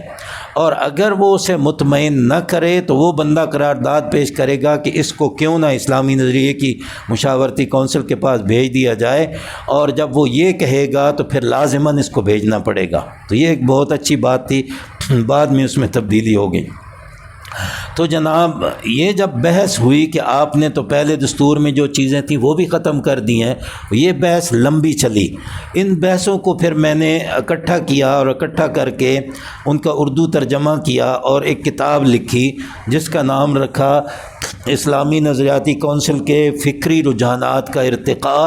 حکومتی خطابات کی روشنی میں۔ تو ایوب خان صاحب کی پہلی تقریر بھی اس میں شامل کی کہ انہوں نے کہا کہ ہم نے اسلامی اور جمہوری دستور آپ کے لیے بنا دیا ہے، اس میں ہم نے ایک کونسل رکھ دی ہے، اس میں ہم نے فلاں کیا ہے۔ جو افتتاحی تقریر تھی اس کے اندر یہ ساری چیزیں جو ہیں وہ موجود تھیں۔ تو یہ جتنی بحثیں تھیں ان بحثوں پر مشتمل یہ کتاب جو ہے وہ مرتب کر دی، اور اس میں موضوعاتی ترتیب سے رکھا کہ کیا کیا کس کس موضوع پر بحث ہوئی اور کیا کیا اس کے سلسلے میں دلائل آئے۔ ان دلائل کا خلاصہ جو ہے وہ ہم نے اس میں بیان کیا، اور دوسری جلد میں شروع کیا تھا کہ ان تقاریر کا پورا ترجمہ دے دیا جائے۔ وہ کوئی آدھی تقاریر کا ترجمہ آ گیا ہے، تیسری جلد کی نوبت ابھی نہیں آ سکی، مصروفیات ہو گئی، میٹیریل تیار تھا وہ اس میں رہتا ہے۔ وہ بڑی اچھی اس سلسلے میں چیزیں ہیں، اور اسی میں جو فیملی لاز ہیں ان کے بارے میں بھی خاصی بحث جو ہے وہ موجود ہے۔ اس سے پتہ چلتا ہے کہ دلائل کتنے مضبوط تھے لوگوں کے، اور کس انداز سے کس اعتماد سے وہ دلائل پیش کر رہے تھے کہ ہر حال میں اس ملک میں قانون سازی اور اس ملک میں نفاذ جو ہے وہ اسلامی قانون ہی کا ہونا ہے، اور یہ اسی کے لیے بنایا گیا تھا۔ کسی قسم کا ان کو کوئی ڈاؤٹ یا کسی قسم کی کوئی ہچکچاہٹ جو ہے وہ نہیں تھی۔ دیکھیں مارشل لا کے ہوتے ہوئے ان مضبوط دلائل کی بنیاد پر حکومت مجبور ہوئی کہ 1963 میں 62 میں بنا تھا، 1963 میں اس کے اندر پہلی دستوری ترمیم آئی، اور پہلی دستوری ترمیم کے اندر پھر اس کا نام بھی بحال کیا گیا، اسلامی جمہوریہ پاکستان ہوا، قرارداد مقاصد بھی مکمل بحال کی گئی، اور اسلامی نظریاتی کونسل یا اسلامی نظریے کی مشاورتی کونسل جو ہے اس کے دائرہ کار میں بھی توسیع کر کے تو پہلا جو کچھ کمیشن کو دیا گیا تھا وہ کمیشن والی چیزیں بھی اس کے اندر شامل کر دی گئیں۔ تو اس سے ہمیں کافی سبق مل سکتا ہے کہ اگر ہم سنجیدگی سے خود دین کا مطالعہ کریں، معقول طریقے سے چیز کو پیش کریں، جذباتی نہیں کام ہوتے کہ ہم کہیں کہ نافذ کرو نافذ کرو نافذ کرو، تو وہ تو چیزیں نافذ نہیں ہوتی۔ لاجیکلی چیزوں کو ثابت کرنا ضروری ہوتا ہے، اور وہ اس اسمبلی نے کیا۔ تو ٹھیک ہے جی، یہ دستور اس طریقے سے مکمل ہو گیا، لیکن اس بار کیا ہوا؟ اس بار جو وہ پروسیجرز دستور کے شروع میں لکھ کے گئے تھے، ایک تو الگ پروسیجر ہوتے ہیں نا، وہ پروسیجر جو میں نے بتایا وہ دستور کے شروع میں بھی لکھ دیے گئے تھے۔ اب دستور کے شروع سے اس پروسیجر کو بدل کے وہ چیز نکال دی کہ اگر کوئی بندہ اعتراض کرے گا کہ یہ قانون اسلام کے خلاف ہے تو وہ لازماً وہاں پہ بھیجنا پڑے گا۔ اب صرف یہی ہوا کہ اسمبلی جب چاہے گی تو وہ ریفرنس جو ہے اسلامی نظریاتی کونسل کو، اسلامی نظریے کی مشاورتی کونسل کو بھیج سکے گی، اور پھر وہ جو ہے اس پر اپنی رائے دے گی۔ یہ جو ادارہ تحقیقات اسلامی تھا، پہلے اس کو صرف بعض اس کے ذریعے نوٹیفیکیشنز کے ذریعے ریکویسٹ کر دی گئی کہ آپ نے اسلامی نظریاتی کونسل یا نظریے کی مشاورتی کونسل جو ہے اس کی تحقیقی مدد کرنی ہے، تو اس میں پھر اسپیشل اس کے لیے شعبہ قانون جو ہے وہ بنایا گیا، اور بیرسٹر صاحبان جو ہیں ان کا تقرر کیا گیا، اور اچھے اچھے علماء کا تقرر کیا گیا، اور یہ شعبہ قانون تھا اور شعبہ فقہ ایک بنایا گیا، اور وہ کونسل کی مدد کرتے رہے۔ پھر ایک زمانہ ایسا آیا کہ نوٹیفیکیشن کر کے تو ادارہ تحقیقات اسلامی کو اسلامی نظریے کی مشاورتی کونسل کا ذیلی ادارہ جو ہے وہ بنا دیا گیا۔ اچھا، ادارہ تحقیقات اسلامی پہ ایک دور ایسا بھی آیا کہ جب ڈاکٹر فضل الرحمان اس کے آ کے چیئرمین ڈائریکٹر بنے تو اس وقت یہ طے کر دیا گیا کہ ادارہ تحقیقات اسلامی کا جو ڈائریکٹر ہوگا وہ ایکس آفیشو ممبر ہوگا اسلامی نظریے کی مشاورتی کونسل کا۔ اس وقت کونسل کے اندر خود محققین نہیں ہوا کرتے تھے، ریسرچ سٹاف نہیں ہوا کرتا تھا، تو کام کیسے چلتا تھا؟ ادارہ کراچی میں تھا، کونسل لاہور میں تھی، اجلاس کبھی کراچی میں ہوتا، کبھی مری میں ہوتا، کبھی لاہور میں ہوتا، کبھی راولپنڈی میں ہوتا۔ تو کام خاصا سست تھا اس سلسلے میں. تار وغیرہ بھیجے جاتے، تار میں کیا سمجھ آئے، اور یا خط وغیرہ بھیجے جاتے تھے، خط کے آتے جاتے کافی سارا ٹائم لگ جاتا تھا. لیکن اس کے باوجود اس کونسل نے بڑا کام کیا. 10 سالوں میں اچھا خاصا اس نے کام کر لیا. اور اسی زمانے میں کونسل نے سن 1963 میں ایک سوال نامہ جاری کیا، اردو زبان میں بھی، عربی زبان میں بھی اور بنگلہ زبان میں بھی. ظاہر مشرقی پاکستان ساتھ تھا. اس کو بھیجا کمشنر صاحبان کے پاس، اور بھیجا جو بیسک ڈیموکریسیز کے یونٹس تھے ان میں بھیجا، اور ان کو کہا کہ ہمیں عوامی رائے معلوم کر کے دیں کہ ان سوالات کے بارے میں وہ کیا کہتے ہیں. وہ سوالات ایک قسم کا سروے تھا یا ریفرنڈم تھا کہ آپ معاشرتی تبدیلیاں کس کس قسم کی چاہتے ہیں. ایک بڑا اچھا اقدام تھا تاکہ عوامی رائے جو ہے وہ اس کے ساتھ شامل ہو جائے. وہ تقریباً بہت سارے اس کے سوالوں کے جواب آ گئے. پھر کوئی گورنمنٹ کی طرف سے اور کام جو ہے کونسل کے ذمے ایسا لگا دیا گیا اور وعدہ کیا گیا کہ ریاستی سطح پہ ہم ایریڈیکیشن آف اور ایلیمینیشن آف کیا ہے سوشل ایولز، اس کے بارے میں ہم نے ایک الگ کمیشن بنا دیا ہے اور اس کی رپورٹ عنقریب جاری ہونے والی ہے. اس لیے آپ دوسرے کام کر کے ہمیں دے دیں اور یہ کام فی الحال روک دیا جائے. تو وہ کونسل کے ریکارڈ میں اچھا خاصا جو ہے جوابات پر مشتمل مواد پڑا ہوا ہے، بنگالی زبان میں بھی اور اردو زبان میں بھی اور انگریزی زبان میں، جس میں عوام نے رائے دی ہے. اس سے پتہ چلتا ہے کہ عوام کس طریقے سے اسلام پر چلنے کے لیے بےتاب نظر آتے تھے اور اسلام پر عمل کرنا چاہتے تھے. اس کونسل کی 10 سالوں کی رپورٹ جو ہے وہ کونسل میں محفوظ ہے. پہلے جو چیئرمین ہیں وہ جسٹس ابو صالح محمد اکرم یہ تھے، جو سپریم کورٹ کی جگہ ہمارا فیڈرل کورٹ ہوا کرتا تھا، وہ اس کے جسٹس تھے.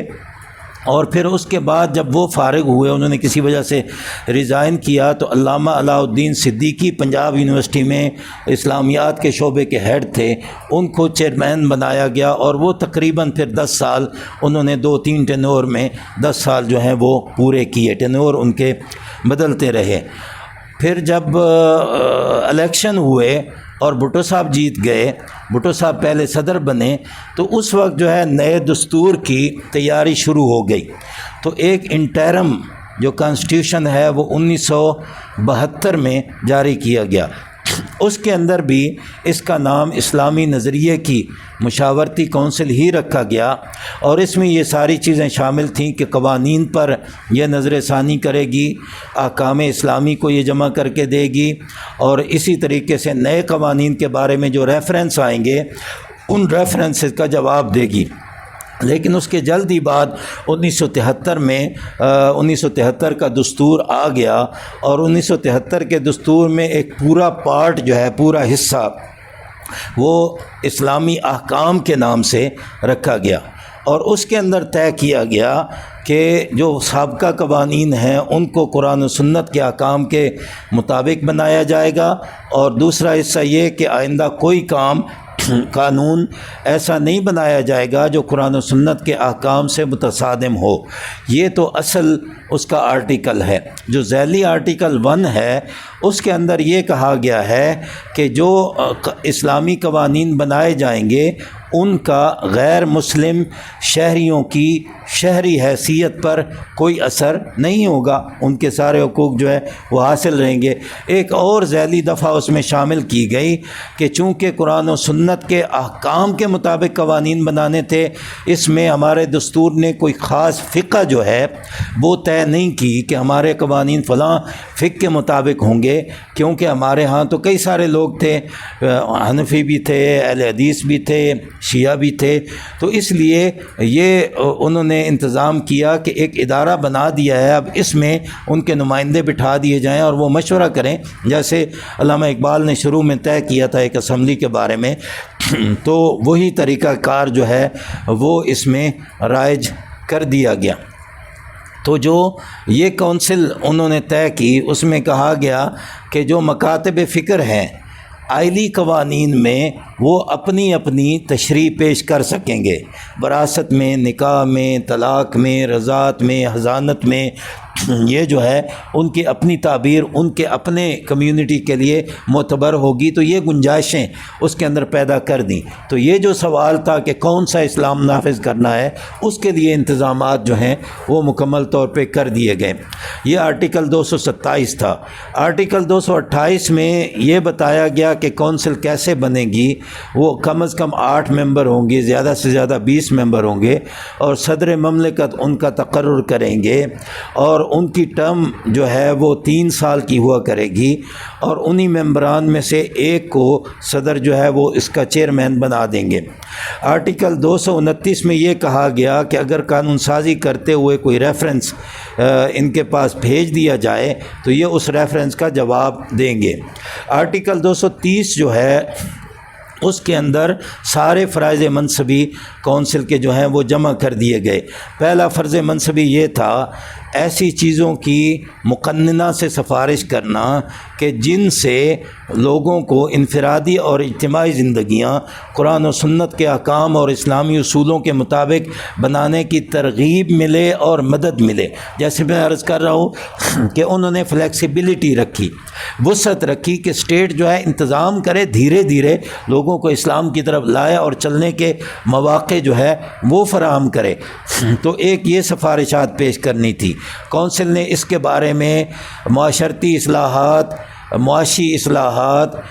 بلا سود بینکاری، عدالتی اصلاحات، تعلیمی اصلاحات اور جناب دستوری اصلاحات، اور اس کے علاوہ جیل خانہ جات کی اصلاحات، اور کوئی 10-12 رپورٹیں ایسی پیش کی ہیں جن کے اندر مختلف شعبہ زندگی کو کیسے اسلام کے مطابق ڈھالا جا سکتا ہے اور کیسے ترغیب دی جا سکتی ہے، اس کو بیان کیا اور اس کی سفارش جو ہے وہ کر دی۔ دوسرا فرض منصبی یہ تھا کہ جو آرٹیکل 229 میں بیان کیا گیا کہ جب ریفرنس آئے گا تو ریفرنس آنے کے 15 دن کے اندر اندر کونسل یہ عبوری جواب دے گی کہ ہمیں اس ریفرنس کا جواب تیار کرنے کے لیے کتنا وقت درکار ہوگا، کیونکہ ریسرچ بھی کرنا پڑ سکتی ہے، اس کے لیے سروے کرنا پڑ سکتا ہے، اس کے لیے ایکسپرٹس کو بلانا پڑ سکتا ہے، اور اچھا خاصا انتظام ہوتا ہے۔ تو پھر کونسل نے اس فرض منصبی کو بھی ادا کیا۔ تیسرا فرض منصبی یہ تھا کہ جو سابقہ قوانین تھے ان کی فائنل رپورٹ 7 سالوں میں پیش کرنی ہے، اور ہر سال عبوری رپورٹ بے شک پیش کرتے رہیں۔ تو وہ 7 سالوں میں اس لیے پیش نہ ہوئی کہ جنرل ضیاء صاحب کا مارشل لا آ گیا اور ایک اور اسلامائزیشن کا سلسلہ جو ہے وہ شروع ہو گیا، تو وہ تقریباً آپ سمجھیں کہ 10-1 سالوں میں، 8-9 سالوں میں پیش ہو گئی رپورٹ 1996 میں۔ تو اس میں لکھا ہوا تھا کہ جب یہ فائنل رپورٹ پیش ہوگی تو مقننہ کے لیے لازم ہوگا کہ 2 سالوں کے اندر اندر اس کے بارے میں قانون سازی کرے۔ وہ اب تک قانون سازی نہیں ہوئی، لیکن اس کے علاوہ جو ہے اسٹینڈنگ کمیٹیوں وغیرہ کے ذریعے کونسل کی سفارشات کو انکارپوریٹ وغیرہ کیا جاتا رہتا ہے، اور کونسل کی سفارش پر کئی ادارے بنا دیے گئے ہیں۔ وزارت مذہبی امور اس کی سفارش پہ بنی، اسلامی یونیورسٹی اس کی سفارش پہ بن گئی، دعویٰ اکیڈمی، شریعہ اکیڈمی وغیرہ اس کی سفارش پہ بن گئیں، فیڈرل شریعت کورٹ اس کی سفارش پہ بن گیا، فیڈرل جوڈیشل اکیڈمی اس کی سفارش پہ بن گئی، لاء کمیشن جو کہ سپریم کورٹ میں ہے وہ اس کی سفارش پہ بن گیا۔ تو کئی سارے ایسے کام جو ہے وہ ہو گئے، اور کچھ کام کونسل نے جنرل ضیاء صاحب کے لیے کیے، پھر اس کے لیے جو ہے وہ قانون شہادت ہو گیا، حدود لاز ہو گئے، بیمہ کے لاز ہو گئے، اور یہ چیزیں جو ہیں ان کے مسودے کونسل میں تیار ہوئے۔ لیکن اس کے لیے دنیا بھر سے انہوں نے عرب علماء کو بھی بلایا، اور ایک جم گھٹا ہر وقت لگا رہتا تھا، اور لمبے اجلاس جو ہیں وہ کونسل کے ہوا کرتے تھے۔ تو یہ 3 وہ ہو گئیں فرائض منصبی۔ چوتھا فرض منصبی وہ تھا کہ اسلامی احکام کو اس شکل میں مرتب کر دیں کہ مقننہ کے لیے آسانی ہو جائے کہ وہاں سے ایک لکھا ہوا حکم اٹھائیں اور اس کو قانونی زبان میں ڈھال کے قانون سازی کر لیں۔ تو میرا خیال ہے اتنا کافی ہے۔ کونسل کی کارکردگی جو ہے وہ پھر طویل کام ہے، تقریباً 100 سے زائد رپورٹیں جو ہیں وہ کونسل کی تیار ہوئی ہیں، مختلف طرح کی اور پھر ہم نے سہولت کے لیے یہ کوشش کی ہے کہ اس کی ایک ویب سائٹ ڈیزائن کر دی ہے۔ ویب سائٹ کے اندر ای بکس کی ٹیب کے اندر اس کا ایک سرچ انجن لگا دیا ہے کہ آپ لفظ لکھیں اور بٹن دبائیں تو سفارشات اس کی نکل آئیں گی۔ پھر ان کو پی ڈی ایف بنا کے ہم نے اپلوڈ کر دیا ہے کہ آپ اس کو ڈاؤن لوڈ کرنا چاہیں تو کر سکتے ہیں۔ اس میں ایک لسٹ سالانہ رپورٹوں کی ہوگی، ایک لسٹ موضوعاتی رپورٹوں کی ہوگی، ایک لسٹ رسالہ اجتہاد کی ہوگی، ایک لسٹ متفرقات کی ہوگی، ایک لسٹ ایسی ہوگی کہ کونسل کے بارے میں کیا کتابیں لکھی گئی ہیں۔ تو یہ ساری چیزیں جو ہیں اس کے اندر مل سکتی ہیں۔ میرا خیال ہے آپ بھی تھک گئے ہیں اور اس پر اکتفا کر لیتے ہیں، پھر اللہ نے توفیق دی تو کبھی انشاءاللہ مل بیٹھیں گے۔ بہت شکریہ، اور آپ نے جو برداشت کیا اس پر اور زیادہ شکریہ۔